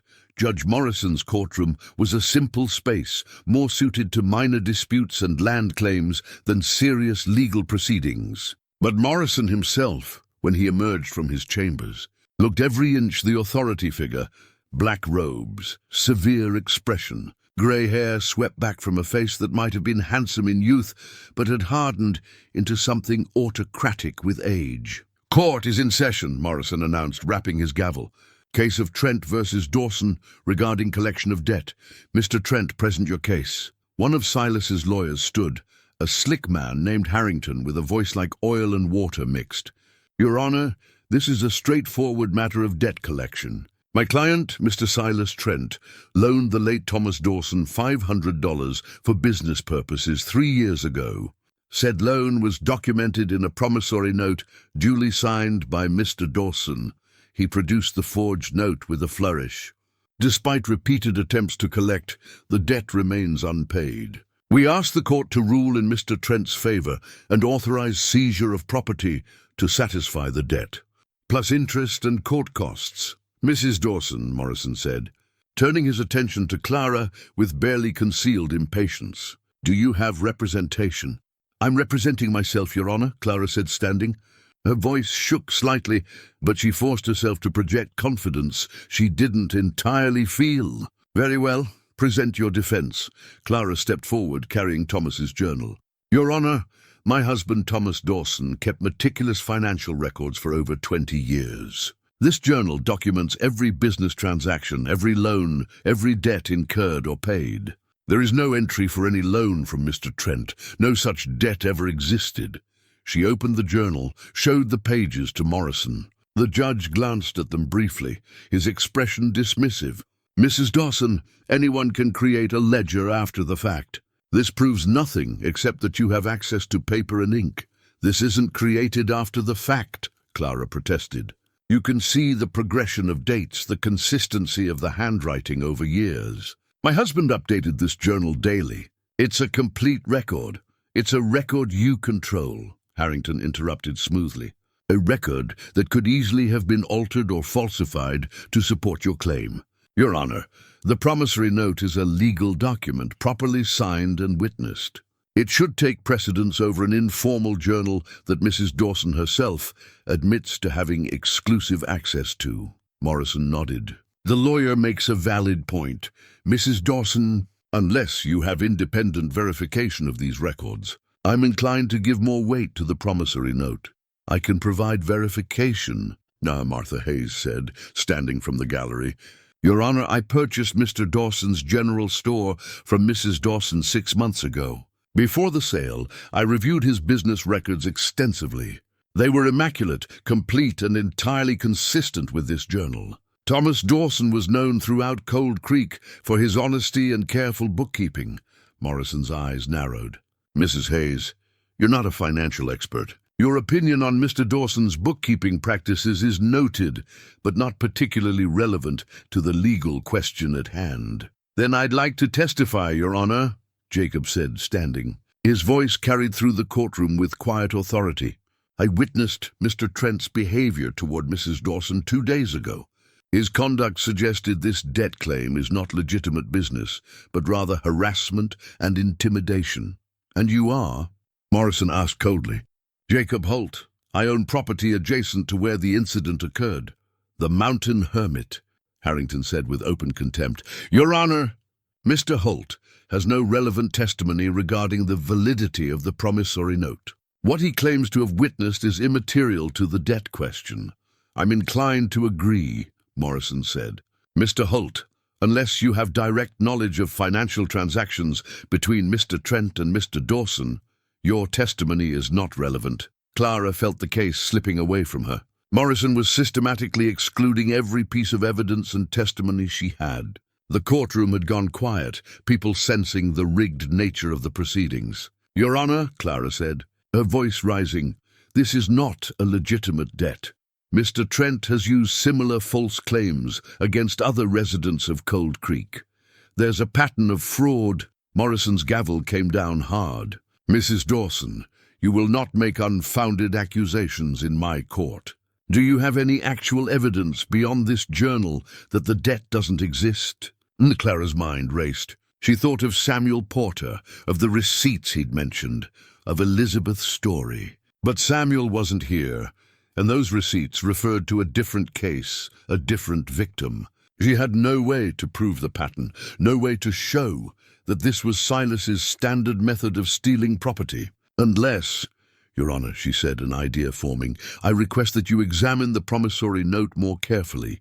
If it's authentic, it should show signs of age appropriate to a document 3 years old. The paper, the ink, the wear patterns, these things can be verified. Morrison's expression flickered, annoyance perhaps, or concern that she'd found an angle he hadn't anticipated. That's an unusual request, but a reasonable one, Clara pressed. If Mr. Trent claims this document is 3 years old, surely it should look 3 years old. I'd like an independent expert to examine it. Harrington was on his feet immediately. Your Honor, this is a delay tactic. Mrs. Dawson is grasping at straws to avoid paying a legitimate debt. The note's authenticity is not in question. It bears Mr. Dawson's signature, a signature that could have been traced or forged. Clara shot back. Thomas signed hundreds of documents. Getting a sample of his signature would be simple enough for someone determined to create a false note. The courtroom erupted in murmurs. People were leaning forward, engaged now, seeing Clara fight back against the forces stacked against her. Morrison banged his gavel for silence. Enough. Mrs. Dawson, do you have an expert witness who can examine the document? No, Your Honor, but surely in the interest of justice. Justice has been served, Morrison interrupted. I've reviewed the evidence. The promissory note appears authentic and properly executed. Mrs. Dawson's journal, while interesting, does not constitute proof that the debt doesn't exist. It merely shows that her late husband either failed to record it or chose not to record it for reasons of his own. That's absurd, Clara said, her voice shaking with anger now. My husband recorded every penny spent and earned. He would never. Your opinion of your husband's habits is noted, Morrison said coldly. However, this court deals in legal facts, not spousal loyalty. Mr. Harrington, I'm prepared to rule. This was it, Clara realized. Morrison was about to rule in Silas's favor, and there was nothing she could do to stop it. She looked at Jacob, saw the frustration and anger in his eyes. Looked at Martha, who was pale with shock. Looked at the assembled townspeople, many of whom were shaking their heads or whispering furiously. They all knew it was wrong. They all saw the corruption playing out in front of them. But seeing it and stopping it were two different things. However, Morrison continued, and something in his tone made Clara's attention snap back to him. In the interest of appearing thorough, I will allow one final piece of testimony, Mrs. Dawson. You claim your husband would never have failed to record a debt. Is there anyone who can testify to his character and business practices beyond yourself and Mrs. Hayes? It was a trap, Clara realized. Morrison was giving her hope just so he could crush it more thoroughly when no one came forward. But then, from the back of the courtroom, a voice spoke up. I can testify, Your Honor. Every head turned. Samuel Porter stood there, his old frame straight, his weathered face set with determination. He wore his Sunday clothes and carried a leather satchel that Clara recognized, the one containing the receipts he'd mentioned, the proof of his own family's victimization. Samuel, Clara whispered, hope flaring in her chest. The old rancher walked slowly down the aisle, his boots echoing on the wooden floor. He stopped before the judge's bench and met Morrison's eyes without flinching. Samuel Porter, Your Honor. I knew Thomas Dawson for near about 30 years. And I have something this court needs to see. He opened the satchel, pulled out a sheaf of papers.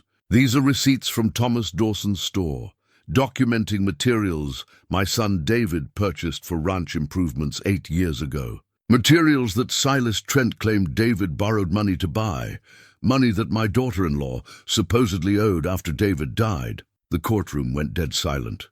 Silas Trent's face had gone white, then red. Your Honor, Harrington said quickly, this is completely irrelevant to the case at hand. It's entirely relevant, Samuel said, his voice gaining strength, because it shows a pattern. Thomas Dawson's records prove my son paid cash for those materials. No loan, no debt. But Silas Trent produced a promissory note, just like the one he's using against Mrs. Dawson, claiming money was owed. Judge Morrison, you ruled in Trent's favor then, just like you're about to rule in his favor now. But the truth is, both notes are forgeries. Both debts are lies. And it's time someone in this town said so out loud. Morrison's gavel came down like a gunshot. Mr. Porter, you are out of order.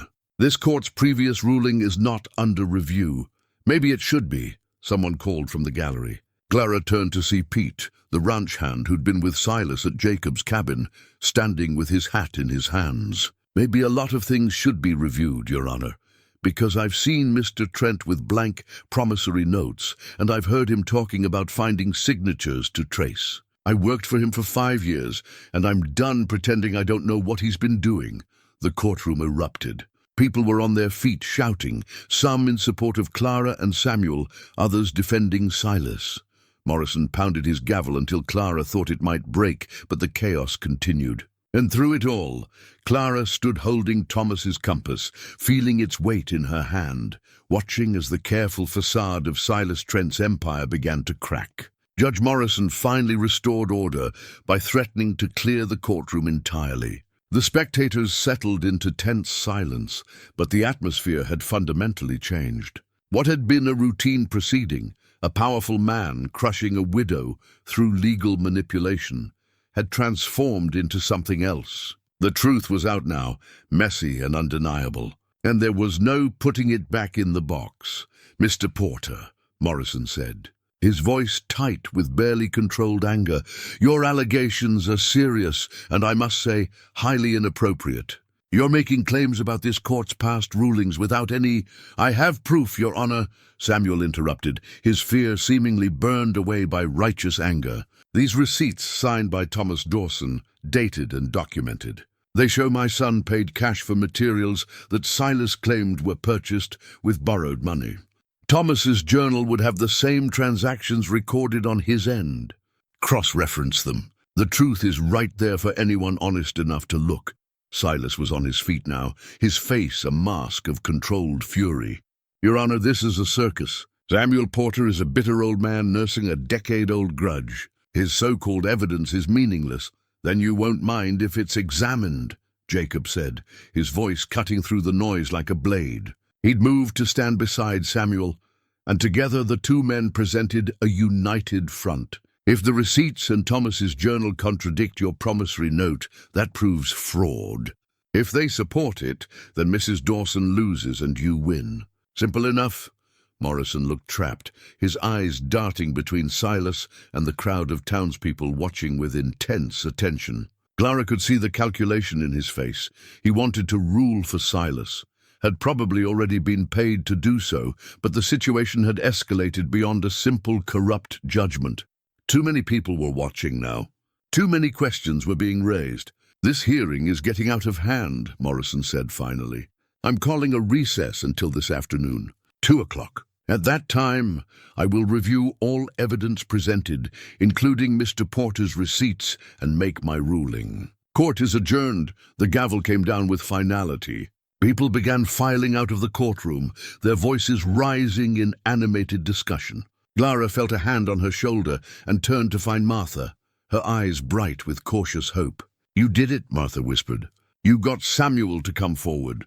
I didn't know he would, Clara admitted. And Pete, where did that come from? Conscience, maybe, Jacob said, joining them. He nodded toward the ranch hand, who was being ushered out quickly by Silas's other men. Interesting that he spoke up. Might be willing to testify further if we can get to him before Silas silences him. Samuel Porter approached, looking older and more tired than he had during his testimony, but also somehow lighter, as if a weight had been lifted. Clara, I'm sorry I didn't come forward sooner. Spent too many years being afraid. You came forward when it mattered most, Clara said, taking his weathered hand. Thank you, Samuel. Thank you for being brave. David would have wanted me to. the old man said simply. And Elizabeth, she deserves to know her husband's name is being cleared, even if it's 8 years too late. They moved out into the crisp morning air. The courthouse steps were crowded with people debating what they'd witnessed. Clara heard her name repeated, Thomas's name, Silas's name. The whisper network of a small town was spinning into overdrive. Silas Trent emerged from the courthouse with his lawyers flanking him like bodyguards. He spotted Clara and crossed the distance between them with quick, angry strides. "Clever," he said, his voice low and venomous. "Very clever, getting that old fool to dredge up ancient history. But it won't matter. Morrison will rule in my favor this afternoon, and you'll lose everything. I'll make sure of it." "You're scared," Clara said, surprised by her own calm. "All these years, you've counted on fear, keeping your victims silent. But we're not silent anymore, and you can't control what happens when people start telling the truth." Silas's hand shot out, grabbing her wrist with bruising force. "You think you've won something here? You think—" He didn't finish. Jacob's hand clamped on Silas's wrist, breaking his grip with surgical precision, the same move he'd used at the cabin. But this time, there were dozens of witnesses, and several of them gasped audibly. "Second time you've laid hands on her," Jacob said quietly, his voice carrying none the less. "Won't be a third." Silas jerked his hand back as if burned. His face was crimson with rage and humiliation. "I'll have you arrested for assault." "Go ahead," Jacob said. "We're standing on courthouse steps with half the town watching. Everyone here saw you grab her first. Make your complaint." "I'll make mine. We'll see how it plays out." For a long moment, Silas stood there, breathing hard, his carefully constructed image of civilized businessmen crumbling before everyone's eyes. Then he spun on his heel and stalked toward his waiting carriage, his lawyers hurrying after him. Sheriff Cartwright, who'd been watching from the courthouse doors, approached with a heavy sigh. "Clara, Jacob, you're playing a dangerous game. Silas isn't going to take this lying down." "We know," Clara said. "But Ben, you saw what happened in there. You saw Samuel's receipts, heard Pete's testimony. Doesn't that matter to you?" "Of course it matters," Ben said, his voice rough with frustration. "But what am I supposed to do? I'm the sheriff of a town where the judge is corrupt and the wealthiest man is a criminal. I enforce the law as it's given to me. When the law itself is crooked," he shook his head. "Just be careful. Watch your backs." "And Clara, that recess Morrison called. Use that time well. If you can find more evidence, more witnesses, anything to make his ruling in Silas's favor look even worse than it already does." They retreated to Martha's store to regroup. She closed the shop, hung a sign saying she'd reopen at 1 o'clock, and ushered Clara, Jacob, and Samuel into the back room where they could talk privately. "We have 4 hours," Martha said, putting coffee on to boil. "What do we need to do?" "Find Pete," Jacob said immediately. "If he's willing to testify about Silas forging notes, about seeing blank promissory notes in Silas's possession, that's direct evidence of fraud." "He'll be at Silas's ranch," Samuel pointed out. "Silas will have him under guard. Make sure he can't talk to anyone." "Then we need to get him away from the ranch," Clara said. She was thinking rapidly, pieces falling into place. "Martha, didn't you say Pete has family in town?" "A sister, I think." "Helen," Martha confirmed. "Helen Garrett. Lives on the east side with her husband and 3 children. Pete helps support them, sends money every month. So if Helen sent word that there was an emergency with one of the children, Pete would come," Clara said. "And if he happened to encounter us on his way to town—" "That's risky," Jacob warned. "If Silas finds out we engineered it, he could claim witness tampering." "It's not tampering if we just happen to be in the right place at the right time," Martha said with a small smile. "I'll go talk to Helen. She's a good woman, and she's never liked Silas much.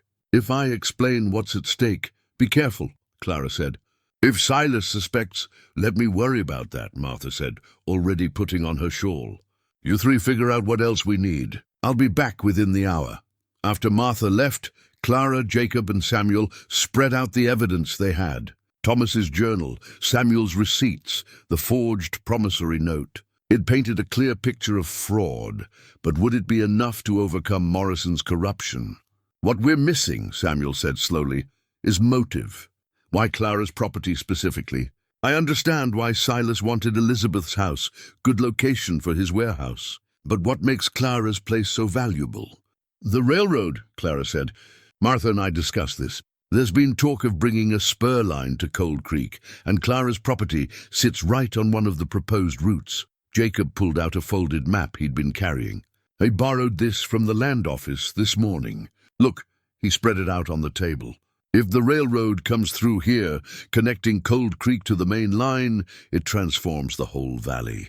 Suddenly, freight can move in and out efficiently. Cattle can be shipped to market without a 2-week drive. Timber from the mountains becomes profitable. Everything changes, and whoever controls the land along the route controls access, Samuel said, understanding dawning. Silas could charge whatever he wants for right-of-way, could build his own depot, could monopolize all the commerce that comes through. Clara studied the map, seeing Cold Creek marked in the center of the narrow valley, the proposed rail line marked in faint pencil running from the south up through the town and continuing north into the timber country. Her property sat right in the path, along with several other parcels Silas had acquired over the past years through his fraudulent debt schemes. He's been planning this for years, she said softly. Every property he's stolen, every family he's destroyed, it's all been building toward this. He's not just a cruel man taking advantage of vulnerable people. He's been executing a long-term strategy to control the entire valley's economic future, which means he'll fight even harder to win this case, Jacob said. Because if he loses, if his fraud becomes public knowledge, the railroad company might refuse to deal with him. They won't want to be associated with someone facing criminal charges. Then we make sure his fraud does become public knowledge, Clara said with sudden determination.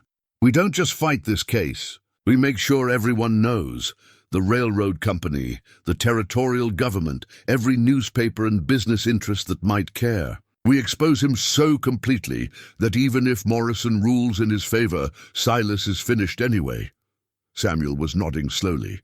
The territorial marshal's office would care about this. Federal fraud, pattern of corruption, a judge taking bribes. That's their jurisdiction. How long would it take to get federal marshals here? Clara asked. Week, maybe 2 if we sent a telegram, and they took it seriously, Jacob said. He was looking at the map still, his expression thoughtful. But Clara, we don't have a week. We have 4 hours before Morrison rules, and once he does, once the property is legally transferred to Silas, it becomes much harder to reverse. Even if federal marshals eventually arrest Silas, you might never get your home back. The clock on Martha's wall ticked steadily, marking the passage of their limited time. Clara felt the pressure of it, the weight of knowing that everything might be decided this afternoon, that all their efforts might still result in loss. Then we use what we have, she said. We present everything to Morrison. The journal, Samuel's receipts, Pete's testimony, if Martha can get him here. We make the case so clear, so documented, that Morrison can't rule for Silas without looking completely corrupt. And we make sure enough people are watching that the ruling becomes news, becomes something the territorial government can't ignore. And if Morrison rules for Silas anyway? Jacob asked quietly. Clara met his eyes, saw the concern there, the protectiveness. Then I lose my home but keep my integrity. And we take the fight to the next level, federal courts, territorial government, whatever it takes. This isn't just about me anymore. It's about stopping Silas from doing this to anyone else. Martha returned sooner than expected, slightly out of breath but smiling. It's done.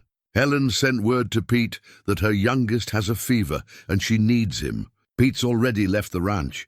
I saw him riding toward town on my way back. He should be here in 20 minutes or so. Will Helen be all right? Clara asked. If Silas finds out she helped us, she knows the risks and she's willing to take them. Says she's tired of being afraid of Silas Trent, tired of watching him hurt people. Her words, not mine. Martha poured coffee for everyone. Now what happens when Pete gets here? They discussed strategy while they waited. How to approach Pete, what questions to ask, how to ensure his testimony would be admissible and credible. Jacob suggested they meet Pete outside, where they wouldn't seem to be coercing or coaching him. Just concerned citizens having a conversation on a public street. When Pete finally appeared, riding slowly down Main Street toward his sister's house, they were waiting on the boardwalk outside Martha's store. He saw them and pulled up his horse, his expression wary. "Mrs. Dawson," he said, touching his hat brim. "Holt. Heard my nephew's sick." "Is it serious?" "False alarm," Martha said gently. Helen was worried, but the boy's feeling better already. "Just a touch of fever, nothing serious." Pete's eyes narrowed slightly. He was no fool. He could see he'd been lured here. "So why are you all standing here looking at me like I'm about to testify at a trial?" "Because you are," Clara said simply. "Pete, you spoke up in court this morning. You said you'd seen Silas with blank promissory notes, heard him talk about forging signatures. Was that true?" Pete was silent for a long moment, his hands tight on his reins. "Might have been. Might have been isn't enough," Jacob said. "We need to know if you're willing to tell the truth, under oath, this afternoon when court reconvenes. Tell what you've seen, what you know about Silas's operations." "You're asking me to end my career," Pete said flatly.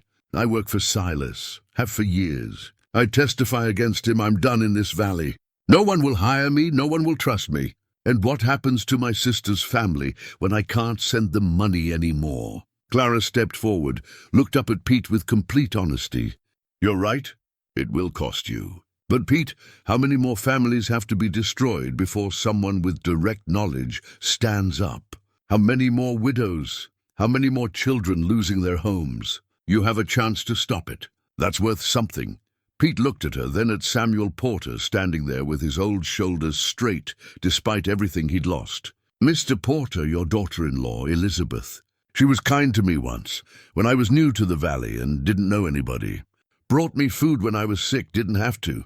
I've thought about her sometimes, wondered where she ended up. She's in Ohio," Samuel said quietly. "Remarried.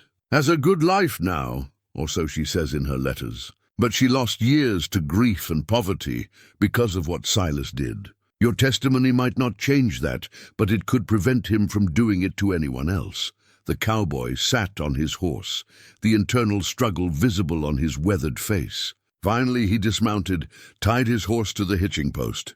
"All right, I'll testify, but I want it known. I'm doing this because it's right, not because anyone forced me or paid me. And after I'm leaving this valley, going somewhere Silas Trent's name doesn't mean anything." "Fair enough," Jacob said, offering his hand. Pete shook it, and in that gesture Clara saw another small victory. Another person choosing truth over fear. They spent the remaining time preparing Pete for what he'd face in court, making sure his testimony would be clear and credible. Samuel shared his own experience from the morning, warning Pete that Morrison would try to discredit him, that Silas's lawyers would attack his character and motives. "Let them," Pete said with growing confidence.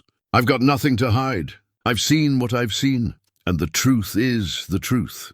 When the clock struck 1:30, they began the walk back to the courthouse. Word had spread about the afternoon session, and even more people had gathered than in the morning. The steps and surrounding street were crowded with townspeople, all waiting to see how this drama would resolve. Clara walked through them with her head high, Thomas's compass in her pocket and his journal tucked under her arm. Jacob walked on one side, Samuel on the other, and Martha and Pete followed behind. It felt like more than just going to a hearing. It felt like leading a small army into battle, an army of truth against the forces of corruption and power. Inside the courtroom, Silas sat with his lawyers, his expression a carefully controlled mask of confidence. But Clara saw the tension in his shoulders, the way his eyes tracked Pete as they entered, the flash of what might have been fear before he suppressed it. Judge Morrison entered, his black robe seeming heavier somehow, his face set in hard lines. "Court is reconvened," he announced. "We will now hear any additional testimony or evidence before I make my ruling. Mrs. Dawson, do you have anything further to present?" Clara stood. "Yes, Your Honor. I have a witness who can testify to Mr. Trent's fraudulent practices. Mr. Pete Garrett has direct knowledge of—" "Objection." Harrington was on his feet instantly. "Your Honor, Mr. Garrett is a disgruntled employee, making allegations to deflect from his own termination." "I haven't been terminated," Pete said loudly, standing. Yet, but I will be after this, and I don't care. Your Honor, I've worked for Silas Trent for 5 years. I've seen things that need to be said. Morrison looked like he'd bitten into something sour. But with the courtroom packed full of watching eyes, he had little choice. Very well, Mr. Garrett approached the bench. You'll be sworn in. And so Pete testified. He spoke clearly and without embellishment about the day he'd been in Silas's study and seen a stack of blank promissory notes. About conversations he'd overheard regarding the need to acquire certain properties before the railroad announcement. About Silas practicing signatures, claiming he was helping illiterate partners with paperwork, but doing it in private, in secret. Harrington tried to discredit him, suggesting he was lying for money or out of spite. But Pete held firm, his simple honesty more convincing than any lawyer's rhetoric. When Pete finished, Samuel Porter requested to speak again, this time presenting his receipts in detail, walking through how they proved his son had paid cash for materials Silas later claimed were borrowed. The evidence was mounting, undeniable and damning. Clara could see Morrison's discomfort growing, could see Silas's facade cracking further. The courtroom was silent, everyone leaning forward, not wanting to miss a single word. Finally, Morrison held up his hand. Enough. I've heard sufficient testimony. He paused, his eyes moving across the packed courtroom, seeming to calculate odds and consequences. This court will take a brief recess to consider all evidence. 30 minutes? He disappeared into his chambers, leaving the courtroom buzzing with speculation. Clara sat down, suddenly exhausted, and felt Jacob's hand on her shoulder. You did well, he said quietly. We all did, she replied. But will it be enough? In 30 minutes, they would have their answer, and Cold Creek would learn whether justice could overcome corruption, or whether power and money would win, as they so often did on the frontier. The 30 minutes stretched like hours. Clara sat in the courtroom, unable to leave, unable to do anything but wait while Morrison deliberated behind closed doors. The crowd remained, no one willing to miss the resolution. Even the air seemed to hold its breath. Jacob stood near the window, his posture deceptively relaxed, but his eyes alert, watching Silas and his lawyers huddle in urgent, whispered conversation. Samuel Porter sat beside Clara, his old hands clasped together, perhaps in prayer. Martha had positioned herself near the door, as if ready to spread whatever news emerged to the rest of the town. When Morrison finally returned, the courtroom fell silent so quickly Clara could hear the clock ticking on the wall. I have considered all evidence and testimony, Morrison began, his voice formal and flat. This is an unusual case, with serious allegations made by both sides. The matter of the promissory note versus the journal entries presents a credible dispute. Clara's heart sank. He was preparing to rule for Silas anyway, using the language of legal technicality to justify corruption. However, Morrison continued, and Clara's attention snapped back. The testimony of Mr. Porter and Mr. Garrett, combined with the documentary evidence presented, raises substantial questions about the authenticity of the promissory note. While I cannot rule definitively on matters that may involve criminal fraud, that would be for a higher court or federal authorities, I can rule on the immediate question before me. He paused.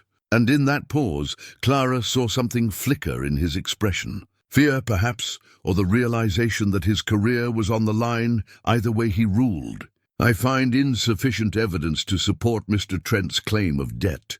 The promissory note alone, without corroborating documentation, does not meet the standard of proof required to seize property. Mrs. Dawson's journal, supported by Mr. Porter's receipts showing Mr. Dawson's consistent business practices, creates reasonable doubt about the note's validity. Therefore, I rule in favor of Mrs. Dawson. The debt claim is dismissed. The courtroom erupted. People were on their feet, some cheering, others shouting in shock. Silas Trent's face had gone from red to white, his carefully controlled expression shattering into pure rage. Clara sat frozen, unable to quite believe what she'd heard. She'd won. Thomas's home was safe. The truth had prevailed. Jacob was beside her instantly, his hand on her shoulder, steady and real. You did it, he said quietly, and she heard the pride in his voice. But the celebration was short-lived. Silas was shoving through the crowd, his lawyers forgotten, heading straight for Clara. People backed away from him, sensing the fury radiating from the man. "This isn't over," he snarled, pointing at Clara. "You think you've won? You've destroyed me, dragged my name through the mud, turned my own employees against me. But I built everything in this valley, and I can take it away just as easily. You'll regret this. All of you will regret this." Sheriff Cartwright moved to intervene, but it was Jacob who stepped between Silas and Clara, his presence a wall of calm determination. "You need to leave," Jacob said quietly. "Now, or what?" Silas spat. "You'll assault me again, in front of all these witnesses? Or I'll arrest you," came a new voice from the back of the courtroom. Everyone turned. A man Clara had never seen before stood in the doorway.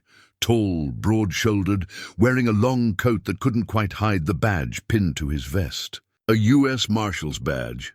The newcomer walked down the aisle with the measured pace of someone used to authority, his boots echoing in the suddenly quiet space. He was, perhaps 45, with iron-grey hair and eyes that had seen too much but still believed in justice. "Marshal William Tate," he announced, pulling papers from his coat. "Federal warrant for the arrest of Silas Trent on charges of fraud, forgery, and conspiracy to deprive citizens of property through false legal claims. Mr. Trent, you'll need to come with me." Silas staggered back as if physically struck. "This is absurd." "You can't. I haven't. Who sent for you?" "I did," Jacob said quietly. Every eye in the courtroom turned to him. Jacob reached into his vest pocket and pulled out a badge of his own. Worn and old, but unmistakably a U.S. Marshal's badge.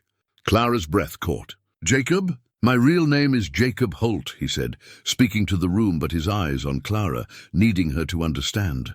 "But 15 years ago, I was U.S. Marshal Jacob Holt, working out of Helena. I retired after my family was killed by men I'd helped convict. I walked away from the badge, came to these mountains to hide from everything." He turned the badge over in his hands, the gesture almost reverent. 3 weeks ago, when I first heard about Silas's debt claim against Clara, something in me woke up. The old instincts, the old sense of justice. I couldn't let it stand, so I contacted my old office, told them what I suspected, sent them evidence as we gathered it. Samuel's receipts, Pete's testimony, everything. And I asked them to send someone. Marshal Tate nodded. Jacob Holt has never stopped being a marshal in the eyes of the federal government. He took leave, but he never formally resigned. His commission is still active, and his judgment is still trusted. When he sent word about a pattern of fraud in Cold Creek, we took it seriously. I've been investigating for the past 2 weeks, gathering additional evidence from other territories where Silas has done business. He turned to Silas, pulled out iron handcuffs. "Turns out you've been running variations of this scheme across Montana and Idaho for nearly a decade. Different names, different properties, always targeting vulnerable people who couldn't fight back. Until now," Silas was shaking his head, backing away. "You can't prove anything. Those are all legitimate business transactions. We have testimony from 8 other victims," Tate said firmly. "We have handwriting analysis of your forged signatures. We have records of you purchasing blank legal forms in bulk. And we have your own ranch hands willing to testify about your methods in exchange for immunity. Mr. Trent, you're done." The handcuffs clicked shut around Silas's wrists with a sound like finality. He looked around the courtroom, seeing the faces of people he'd manipulated and controlled for years, and found no sympathy anywhere. "Judge Morrison," Tate continued, "you'll also need to come with me. Federal prosecutors will want to discuss your role in enabling these frauds." Morrison had gone pale. "I was simply ruling on the cases as presented. You took bribes to expedite hearings and rule in Trent's favor, despite obvious evidence of fraud. We have financial records showing regular payments from Trent to your personal accounts. That's corruption of office, Your Honor. That's a federal crime." Sheriff Cartwright moved forward to assist, his expression grim but not entirely displeased. Perhaps he was relieved that someone with real authority was finally addressing the corruption he'd been powerless to stop. As Silas and Morrison were led out of the courtroom, the crowd began to stir, voices rising in amazement and vindication. Clara sat motionless, her mind trying to process everything that had just happened. Jacob knelt beside her chair, his winter ice eyes searching her face. "I should have told you sooner about who I was, what I'd done. But He hesitated, and she saw the vulnerability there, the fear of losing her trust. "I wasn't sure I had the right to carry that badge again. Wasn't sure I deserved to, after failing to protect my own family." Clara reached out, touched the badge he still held. It was worn smooth from years of carry, the metal warm from his hand. "You protected me," she said softly. "You protected this whole town, even though most of them never knew you were anything more than a mountain hermit. Jacob, you didn't fail. You came back to what you were always meant to be." "I came back because of you," he said. "Because you reminded me that there are things worth fighting for, people worth protecting. A widow who refused to surrender to fear taught me how to be brave again." Martha was suddenly there, pulling Clara to her feet and into a fierce hug. "You did it, girl. You stood up to the most powerful man in the valley, and you won." Samuel Porter clasped Clara's hands, tears running unashamed down his weathered cheeks. "Elizabeth's name is cleared. David's name is cleared. After all these years, the truth is finally known. Thank you, Clara. Thank you for having the courage I couldn't find." "We found it together," Clara said, her own tears flowing now. "All of us. That's what made the difference." Pete Garrett approached, hat in hand. "Mrs. Dawson, I'm still planning to leave the valley. Fresh start somewhere else. But I'm glad I stayed long enough to do the right thing. Your husband, Mr. Thomas, he would have been proud of you. He would have been proud of all of us," Clara said. "Everyone who stood up today, everyone who chose truth over fear. That's what Thomas believed in. That's what he lived by." The celebration continued outside the courthouse, but Clara needed air, needed space to process everything. She slipped out a side door and found herself on the quiet east side of the building, away from the crowds. The afternoon sun was warm on her face, and she could hear the creek running nearby, its sound eternal and peaceful. She pulled Thomas's compass from her pocket, held it in her palm. The needle swung, settled, pointed true north. Always pointing true north, no matter how confused the path might seem. "I wish you could have seen this," she whispered to the memory of her husband. "Wish you could know that your honesty, your integrity, it mattered. It made the difference." Jacob found her there a few minutes later. He'd pinned his marshal's badge back inside his vest, hidden again, but something about him had changed. He stood straighter, moved with more purpose, as if reclaiming his identity had lifted a weight he'd been carrying for 15 years.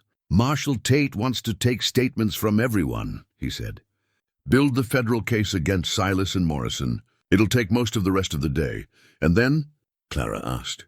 "Then Silas goes to trial in the territorial capital. Morrison too. With the evidence we have, with all the witnesses willing to testify now that it's safe to do so, they'll both be convicted. Silas will spend years in prison. Morrison will never practice law again." "Good," Clara said simply. Then after a pause, "And what about you? Will you stay here, or does being a marshal again mean you have to leave?" Jacob was quiet for a long moment. "Tate offered me a position. Active duty again, working cases across the territory. It's good work, important work. But—" He turned to face her fully, and she saw the uncertainty there, the question he was afraid to ask. "Clara, I've spent 15 years running from connection, from caring, from anything that could hurt me again. You've shown me that's no way to live. That protecting people, standing for something, that's what gives life meaning. I don't want to run anymore. I want to stay here if you'd want me to stay." Clara felt her heart expand with something that wasn't quite happiness yet, but might grow into it given time. "This town needs a good lawman. Someone honest, someone who knows how to stand up to corruption. And she smiled, the first real smile she'd felt since Thomas died. "I could use a friend who understands grief and courage, and why some fights are worth having." "Just friends?" Jacob asked quietly. "For now," Clara said honestly. "I'm still mourning Thomas, still figuring out who I am without him. But someday, maybe someday, there could be room for more. If you're patient enough to wait. I've waited 15 years for a reason to care again, Jacob said. I can wait a while longer for it to grow into something more. They stood together in the afternoon sunlight, two broken people who'd found in each other the strength to stand against injustice. It wasn't an ending, not yet, but it was a beginning, and that was enough. Marshal Tate found them eventually, apologetic about interrupting, but needing their statements. They spent the rest of the afternoon in the courthouse, telling their stories for the federal record. Samuel Porter gave his testimony about Elizabeth. Pete Garrett detailed everything he'd witnessed. Martha Hayes provided context about Silas's control over the town's economy. And gradually, a picture emerged of corruption so deep and systematic that it shocked even the federal investigators. Other victims came forward too, emboldened by Silas's arrest. The Johnson family sent a telegram from Oregon offering to return and testify. Robert Chen was located in California and agreed to provide a written statement. Even some of Silas's other employees began talking, relieved to be free of the fear that had kept them silent. By the time the sun set over Cold Creek, the case against Silas Trent had become overwhelming. He would die in prison, most likely. Judge Morrison would spend years behind bars, and Cold Creek would have to rebuild its civic institutions with honest people at the helm. Sheriff Cartwright announced that evening that he'd be appointing Jacob Holt as deputy sheriff, with the understanding that Jacob would transition to full sheriff once the town could hold proper elections. The position had been vacant for years. No one had been willing to stand up to Silas's influence. But with Silas gone, the position mattered again. As Clara walked home that evening, she felt the weight of the past months begin to lift. Her house was secure, Thomas's reputation was protected, and Cold Creek had learned something about the cost of silence and the power of truth. Martha walked with her partway, then veered off toward her own home with a wave and a promise to have lunch together soon. Clara continued alone through the familiar streets, seeing them with new eyes. This was her town, her community. She'd fought for it and won, and now she had the chance to help shape what came next. When she reached her small house, she found Jacob waiting on her porch, a gift in his hands. It was a small carved bird, crafted from pine and sanded smooth, its wings spread as if in flight. "Made this for you," he said, almost shy. "Figured you might like something to remind you that you're free now, free from Silas's threats, free from fear. Free to decide what comes next in your life." Clara took the bird carefully, ran her fingers over the smooth wood. "It's beautiful." Thank you." She invited him in for coffee, and they sat at her small kitchen table talking until late, about the town, about justice, about the future. It was comfortable, companionable, the conversation of two people who'd been through fire together and come out stronger. When Jacob finally left for his mountain cabin, Clara placed the carved bird on her windowsill, where the morning sun would catch it. Beside it, she set Thomas's compass and Samuel's bullet-scarred Bible, 3 artifacts representing freedom, truth, and faith. Tomorrow would bring new challenges. The town would need healing. Silas's victims would need support. The vacant judge's seat would need filling. The sheriff's office needed rebuilding. And there would be endless testimonies and legal proceedings as the federal case moved forward. But tonight, Clara Dawson was simply grateful. Grateful for friends who'd stood beside her. Grateful for her own courage that she hadn't known she possessed. Grateful for a future that was hers to shape. Not something imposed by powerful men who thought they could take whatever they wanted. She touched Thomas's wedding ring on her finger, the simple gold band that represented a love that still mattered, that still guided her. "We did it," she whispered.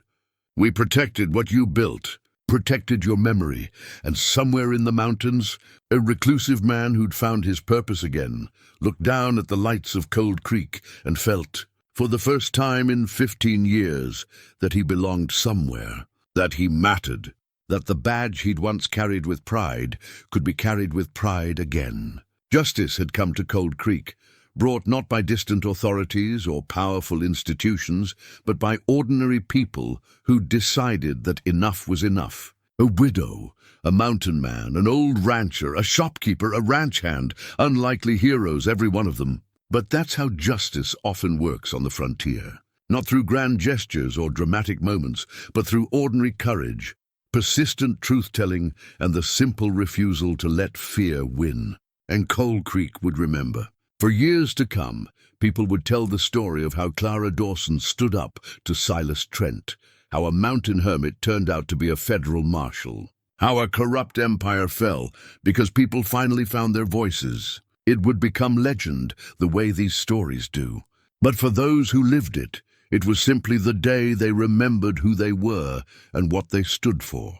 And that was enough. But peace, Clara discovered, was not the same as safety. 3 days after Silas's arrest, she woke to find a note slid under her door. The paper was expensive, the handwriting elegant, clearly not Silas's own hand, but the message was unmistakably from him. You think this is over. You think I'm finished. But I have resources you can't imagine, friends in places you've never heard of. Federal marshals can be bribed. Witnesses can be silenced. Enjoy your victory while it lasts. It won't. Clara showed the note to Jacob immediately. He was in the process of moving his essential belongings from the mountain cabin into a room above the sheriff's office, accepting his new role as deputy. His face went hard as stone when he read Silas's words. He's in federal custody, Jacob said. How did he get this to you? Clara saw the fierce determination in his eyes, the old guilt driving him to keep this promise. Part of her wanted to refuse, to maintain her independence, to prove she could handle this alone. But another part, the practical, survival-focused part that had kept her alive on the frontier, knew that accepting help wasn't weakness. It was wisdom. All right, she said. Stay, and thank you. That night, with Jacob sleeping in her front room, Clara rested better than she had in days. But her relief was short-lived. Marshal Tate arrived in Cold Creek 3 days later with grim news. Silas Trent posted bail, he announced at an emergency meeting in Sheriff Cartwright's office. Federal magistrate in the territorial capital set it at $10,000, figuring no one could raise that kind of money. But Silas had assets hidden away, property in other territories, investments under false names. He made bail this morning and disappeared before we could stop him. The room went silent. Clara felt her blood turn to ice. Disappeared how? Jacob demanded. He's facing federal charges. Where could he go? Canada, most likely, or Mexico. Somewhere outside U.S. jurisdiction where he can't be extradited.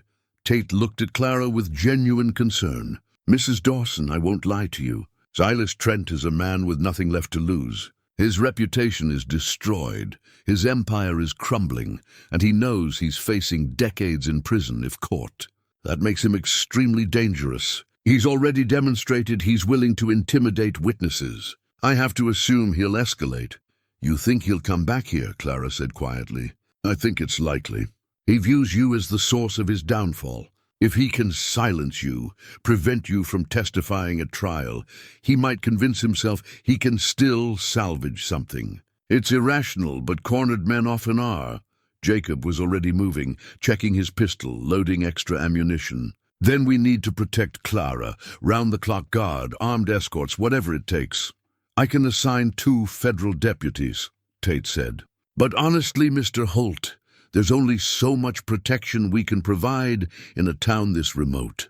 If Silas comes with hired guns, if he's determined enough, he didn't finish the sentence.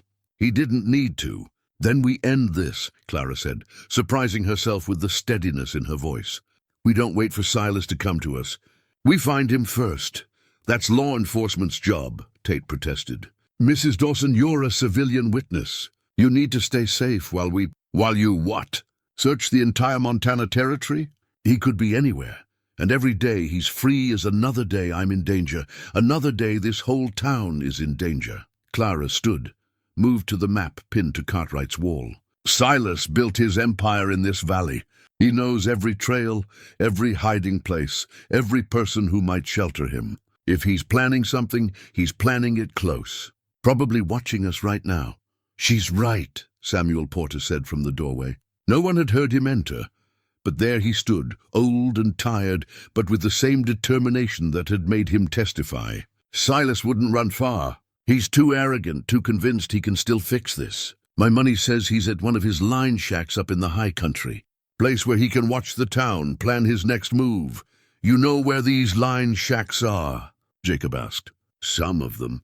I ran cattle in those mountains for 40 years before Silas squeezed me out. There are maybe a dozen shelters scattered through the high valleys, places Silas's men use during roundup season. Most are abandoned this time of year. Jacob studied the map with the intensity of someone planning a military campaign. If we can narrow it down to the most likely locations, we could scout them. Find out where he's hiding. That's vigilante justice, Tate warned. I can't officially sanction, then unofficially turn a blind eye, Jacob said flatly. Because officially, your best option is to wait and hope Silas makes a mistake. And while we're waiting, he could strike at any time, hurt any number of people. I'm not willing to accept that risk. Tate was silent for a long moment, his internal conflict visible. Finally, he sighed. If a local deputy, acting on information from a concerned citizen, happened to scout some remote property, looking for signs of trespassers, I suppose I couldn't stop him. And if that deputy found evidence of Silas Trent's location, well, then I'd have cause to bring in federal support for an arrest. It wasn't explicit approval, but it was as close as they were going to get. They spent the rest of the afternoon planning. Samuel marked the locations of 6 line shacks on the map, remote cabins where Silas's ranch hands stayed during cattle drives. Jacob and Sheriff Cartwright divided them up, planning routes that would let them scout all 6 locations over the next 2 days. I'm coming with you, Clara said. Absolutely not, Jacob and Ben replied in unison. Listen to me, Clara insisted. Silas is doing this because of me. I won't hide in town while other people risk their lives to keep me safe. And besides, she pulled out a rifle, the one Thomas had taught her to shoot years ago, for protection against mountain lions and bears. I can handle myself. I'm a better shot than half the men in this town. It's not about shooting, Jacob said, his voice rough with worry. It's about keeping you out of harm's way. Jacob Holt, you don't get to make that choice for me. Clara met his eyes steadily. I'm going. You can take me with you voluntarily, or I'll follow on my own. But either way, I'm not staying behind. Martha stepped forward. Then I'm coming too. Extra eyes, extra hands. And before you argue, she held up a hand to forestall protests. I've lived through 2 husbands dying, a prairie fire that took my first home, and a grisly attack that left me with these scars. She rolled up her sleeve, showing the white marks on her forearm. I can handle a rifle and I don't panic. You need people you can trust. That's me. Jacob looked at Sheriff Cartwright, who shrugged. And they're both adults, both capable. And honestly, Jacob, we need every able body we can get. If Silas has hired guns with him, and he probably does, we're already outnumbered. So it was decided. They would leave at dawn, split into 2 groups. Jacob, Clara, and Samuel would take the northern route, checking 3 line shacks in the high valleys. Sheriff Cartwright, Martha, and 2 deputies would take the southern route. They'd regroup by nightfall and decide next steps based on what they found. That night, Clara prepared carefully. She packed food, water, ammunition. She wore practical clothes, wool pants borrowed from Martha, sturdy boots, a warm jacket. She braided her hair tightly and tied it back out of her face. This wasn't a social call. This was preparation for battle, and she would be ready. Jacob watched her preparations with a mixture of pride and worry. You don't have to do this, he said quietly. No one would think less of you for staying safe. I would think less of me, Clara replied. Jacob, my whole life, I've let other people handle the difficult things. My father protected me until he died. Thomas protected me after that. Even you've been protecting me these past months. But this fight, this is mine. Silas came after me, threatened me, tried to steal what Thomas and I built together. I need to see this through to the end, not hide while others finish it for me. Your courage is going to give me gray hair, Jacob said. But there was warmth in his voice, respect. You already have gray hair, Clara pointed out with a small smile. Then premature death from worry, he amended. Clara, I need you to promise me something. If things go bad tomorrow, if we find Silas and there's shooting, you get to cover and you stay there. Don't try to be a hero. Just survive. Only if you promise the same, Clara said. I can't. I'm a lawman. It's my job to stand between civilians and danger. Then we're at an impasse. Because I'm not promising something you won't promise yourself. Clara checked her rifle one last time, set it by the door, ready for morning. We'll both do our best to stay safe, and we'll both do what needs to be done. That's all either of us can promise. They sat together in her small parlor, watching the fire burn low, neither wanting to sleep, but both needing rest for what tomorrow would bring. At some point, Clara's head drifted to Jacob's shoulder, and his arm came around her, steady and protective. Whatever happens, Jacob said into the quiet darkness, I want you to know, these past months with you, they've meant everything to me. You brought me back to life, Clara, gave me purpose again. No matter how tomorrow goes, I'm grateful for that. Don't talk like you're saying goodbye, Clara murmured. We're both going to survive this. We're going to see Silas arrested, see him tried and convicted, and then we're going to rebuild this town into something better. Together, Jacob agreed softly. I like the sound of that. They did sleep eventually, exhaustion overcoming anxiety. But Clara's dreams were troubled, full of shadows and pursuit, of running through dark forests with danger always one step behind. She woke before dawn to find Jacob already up, making coffee, checking weapons and supplies. The marshal's warrant book he'd used to help build the case against Silas sat on her kitchen table, a leather-bound reminder of justice not yet fully served. Ready? Jacob asked, as the first light of dawn began to color the eastern sky. Clara touched Thomas's compass in her pocket, felt its reassuring weight. True north, the right path, even when it was hard. Especially when it was hard. Ready? She said. They met Samuel at the edge of town. The old rancher looked grim, but determined, carrying a rifle that had seen decades of use and a resolve that had only recently been rediscovered. My son would have done this, Samuel said, as they began riding up into the mountains. David would have hunted Silas down to protect Elizabeth and their boy. Since David can't, I will. It's past time this family stopped being victims. The trail up was steep and treacherous, made worse by overnight rain that had turned sections to mud. They rode in silence, saving their breath for the climb, eyes constantly scanning the forest around them for any sign of ambush. The first line shack was empty, obviously unused for months. The second showed signs of recent occupation, fresh ashes in the fireplace, supplies neatly stored, but no people. At the third, high in a valley where snow still lingered in the shadows, despite the late spring warmth, they found what they were looking for. 2 horses tied outside, smoke rising from the chimney. And through the window, visible for just a moment, the distinctive silhouette of Silas Trent. Jacob held up a hand, signaling them to stop. They dismounted quietly, tied their horses far enough away that they wouldn't give warning, and approached on foot. He's not alone, Clara whispered, spotting a second figure moving inside. At least one other person, maybe more. We need to get closer, Jacob said. See how many we're dealing with before we make a move. They split up, Jacob circling to approach from the north, Samuel from the south, Clara staying in the tree line with clear sight of the cabin's entrance. The minutes stretched like hours as they positioned themselves. Then Jacob signaled, 4 fingers. 4 people inside the cabin, all armed. Silas and 3 hired guns against the 3 of them. Not ideal odds, but they'd faced worse. At least they had surprise on their side. Jacob stepped out from cover, his voice carrying across the clearing. Silas Trent, this is Deputy Marshal Jacob Holt. You're under federal arrest. Come out with your hands up. For a moment, nothing happened. Then the cabin door burst open and gunfire erupted. Bullets tore through the morning air, splintering trees, kicking up dirt. Clara dove behind a fallen log as Samuel returned fire from his position.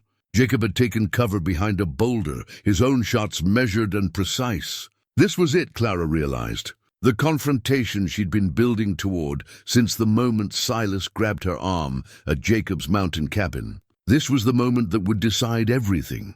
whether justice prevailed or power won, whether courage mattered or fear ruled.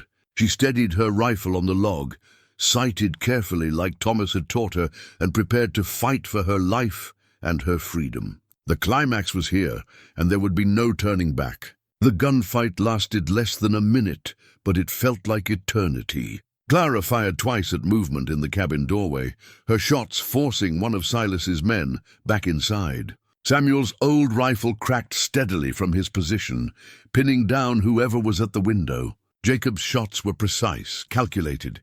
He wasn't trying to kill, Clara realized, but to contain, to prevent escape. Then, as suddenly as it started, the firing stopped. Silence fell over the clearing, broken only by the ringing in Clara's ears and her own ragged breathing. "Silas!" Jacob called out. "You're surrounded. Federal marshals are on their way. Surrender now and you might live through this." It was a bluff. The marshals were at least an hour behind them, but Silas didn't know that. "Go to hell, Holt!" Silas's voice came from inside the cabin, thick with rage and something else, desperation, maybe, or the realization that his options had run out. "You've ruined everything. Everything I built, everything I worked for. Because of her." The venom in the word made Clara's skin crawl. Because of that widow. Because she couldn't just accept what was inevitable. What was inevitable? Clara called back, surprising herself. "You stealing my home?" "My husband's memory." "Was that inevitable, Silas? Or was it just greed?" "It was business," Silas shouted. "Just business. The railroad is coming through, and I was going to be positioned to profit from it. That's how the world works, Clara. The strong take what they need, and the weak get out of the way. You should have gotten out of the way. Thomas never taught me to get out of the way of bullies," Clara replied, her voice steady despite the adrenaline coursing through her. "He taught me to stand up for what's right." A different voice came from the cabin, one of the hired guns. "Boss, this is crazy. We signed on to scare some people, not get into a shootout with federal law." "I'm done. I'm coming out." The door cracked open, and a man Clara didn't recognize emerged with his hands raised high, his gun belt already unbuckled and dropping to the ground. Jacob covered him as he walked forward, hands never wavering. "On your knees, hands behind your head." The man complied immediately, clearly wanting no part of what was about to happen. A second man followed, then a third, until it was just Silas alone in the cabin. Jacob handcuffed each man efficiently and had Samuel guard them while he refocused on the cabin. "Silas, you're alone now. Your men have surrendered. This can end peacefully if you let it." The response was a single gunshot from inside the cabin, but not aimed at them. Clara heard glass breaking, Silas shooting out the back window. Then came the sound of boots hitting the ground and running. "He's making a break for it," Samuel shouted. Jacob was already moving, circling the cabin at a run.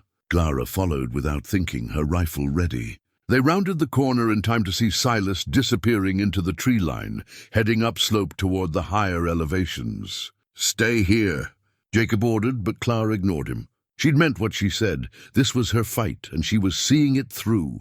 The chase led them higher into the mountains, through dense pine forest and across rocky clearings where patches of snow still lingered. Silas was ahead of them, crashing through undergrowth with the desperation of a man who knew this was his last chance. Behind them, Clara could hear Samuel's labored breathing as the old rancher struggled to keep up. They broke through the tree line into a high alpine meadow, and that's where Silas made his stand. He'd taken cover behind a cluster of boulders, his pistol trained on the trail they'd have to cross to reach him. "That's far enough," he shouted. His face was red, his breathing harsh. The veneer of civilization had completely stripped away, leaving only the raw desperation of a cornered animal. "I'll shoot the first person who takes another step." Jacob raised his hand, signaling Clara and Samuel to stop. "Silas, this is done. You can't escape. The smart thing, the only thing, is to surrender." "Surrender to what?" "A show trial. Years in federal prison. My name dragged through every newspaper from here to Washington." Silas laughed, the sound unhinged. "I built an empire, Holt. I was going to be the most powerful man in Montana Territory. And she," he pointed his pistol at Clara, "she destroyed it all. Because she wouldn't bow down, wouldn't accept her place. My place, Clara said quietly, stepping forward despite Jacob's warning hand on her arm, was never under your boot. Silas, my place was beside a good man who taught me that honesty matters more than wealth. You could have had a place in Cold Creek too, a respected place, earned through fair dealing and decent behavior. But you chose power over respect, fear over friendship. And now you have neither. Silas's hand was shaking, the pistol wavering. You think you've won? You'd think because you stood up to me, because you got lucky with some witnesses and a federal marshal, that means something. It doesn't. The world doesn't change because of one woman's stubbornness. Maybe not the whole world, Clara agreed. But Cold Creek changed. The people there saw what you really were, and they chose differently. They chose truth over fear. That's worth more than any empire you could have built on lies. Touching, Silas spat. But it doesn't matter. None of it matters now. You've taken everything from me, so I've got nothing left to lose. And if I'm going down... His pistol steadied, aimed directly at Clara's chest. Jacob moved with the speed Clara had seen once before, stepping between her and the gun, just as Silas's finger tightened on the trigger. The shot echoed across the meadow, impossibly loud in the mountain silence. Jacob staggered, his hand going to his shoulder, where blood was already blooming through his shirt. But he didn't fall. His own pistol came up, steady despite the wound, and fired once. Silas dropped his weapon, clutching his leg where Jacob's bullet had struck. He went down hard, crying out in pain and rage and the bitter disappointment of final defeat. Clara was at Jacob's side instantly, her hands pressing against his wound, trying to stop the bleeding. "You idiot," she said, tears streaming down her face. "You promised me you'd stay safe." "I promised to protect you," Jacob corrected, his voice tight with pain but steady. "That's what I did." "Worth it." Samuel was already scrambling down to secure Silas, checking the man's leg wound with the practiced efficiency of someone who'd treated plenty of ranch injuries over the years. "He'll live," Samuel announced. "Bullet went through the muscle, missed the bone. He'll have a limp to remember this day by, but he'll live to stand trial." Jacob's wound was worse. The bullet had gone through his shoulder, missing vital arteries but causing significant damage. Clara used her neckerchief to pack the wound, her hands remembering the basic medical knowledge every frontier woman learned. "You need a doctor," she said. "Town's an hour away," Jacob replied. "I'll make it." Done worse with worse. They fashioned a litter from branches and Clara's coat to carry Silas down the mountain. The man had gone silent, perhaps finally understanding that his empire was truly finished. His hired guns, still under Samuel's guard back at the cabin, helped carry their former employer without complaint. The ride back to Cold Creek was slow and painful. Jacob remained upright in his saddle through sheer will, his face gray with blood loss, but his posture proud. Clara rode beside him, ready to catch him if he faltered. They reached town as the sun was setting, painting the mountains in shades of gold and purple. The main street was crowded. Word of the confrontation had spread, and it seemed like half the town had turned out to see the resolution. Marshal Tate was there with his federal deputies, taking custody of Silas and his men with grim satisfaction. "Got my message to stay back, I see," he said dryly to Jacob. "Didn't want to wait," Jacob replied. "Besides, we handled it. I can see that. You're bleeding all over my jurisdiction." But Tate's voice held respect, even approval. "Get yourself to the doctor. I'll handle the paperwork." Doc Morrison, no relation to the corrupt judge, met them at his clinic. He was a younger man, recently arrived in Cold Creek, with modern medical training and a steady hand. He examined Jacob's shoulder, cleaned and dressed the wound, and delivered his verdict. "You're lucky. Another inch to the right, and the bullet would have clipped your subclavian artery. You'd have bled out before reaching town." He finished bandaging Jacob's shoulder with practiced efficiency.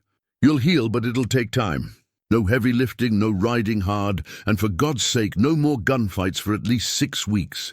Can't promise that last part," Jacob said with a hint of his old humor. "Comes with the badge." Clara sat beside him through the entire examination, her hand finding his and holding tight. When the doctor left them alone, she finally let herself feel the full weight of what had happened. "You could have died," she said quietly. "You could have died saving me. Would have been a good death," Jacob replied. "Best kind there is. Dying to protect someone you—" He stopped, the words catching. "Someone you care about." Clara heard what he hadn't said, the feeling he'd stopped himself from expressing. And she realized, with a clarity that surprised her, that she felt it too. Not love, not yet.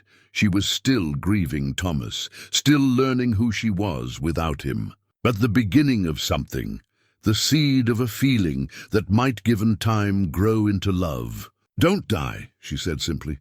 "Not for me, not for anyone. Just live, Jacob. Live and help me rebuild Cold Creek into something better. That's what I need from you." "Then that's what I'll do," he promised. Silas Trent was held in federal custody, his leg wound treated and his bail revoked. Judge Morrison had already been transferred to the territorial capital to await trial. The corrupt system they'd built was dismantled piece by piece, replaced by honest people committed to real justice. The trial, when it finally happened 3 months later, was almost anticlimactic. The evidence was overwhelming, the witnesses numerous and credible. Silas was convicted on 14 counts of fraud, 3 counts of attempted intimidation of witnesses, and 1 count of assault with a deadly weapon. Judge Morrison received a similar sentence. Both men were sent to federal prison. Silas would be elderly before he was eligible for parole. Morrison would likely die behind bars. Cold Creek, freed from their corrupt influence, began to heal. New elections were held for judge and sheriff. Jacob, his shoulder fully healed, won the sheriff's position with near-unanimous support.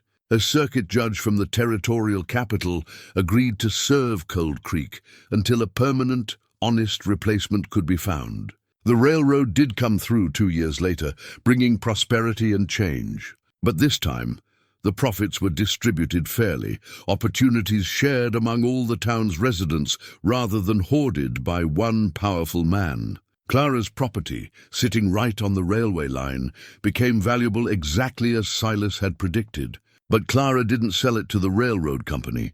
Instead, she donated a portion for the station depot and leased the rest at fair market rates, using the income to establish a fund for widows and families in need.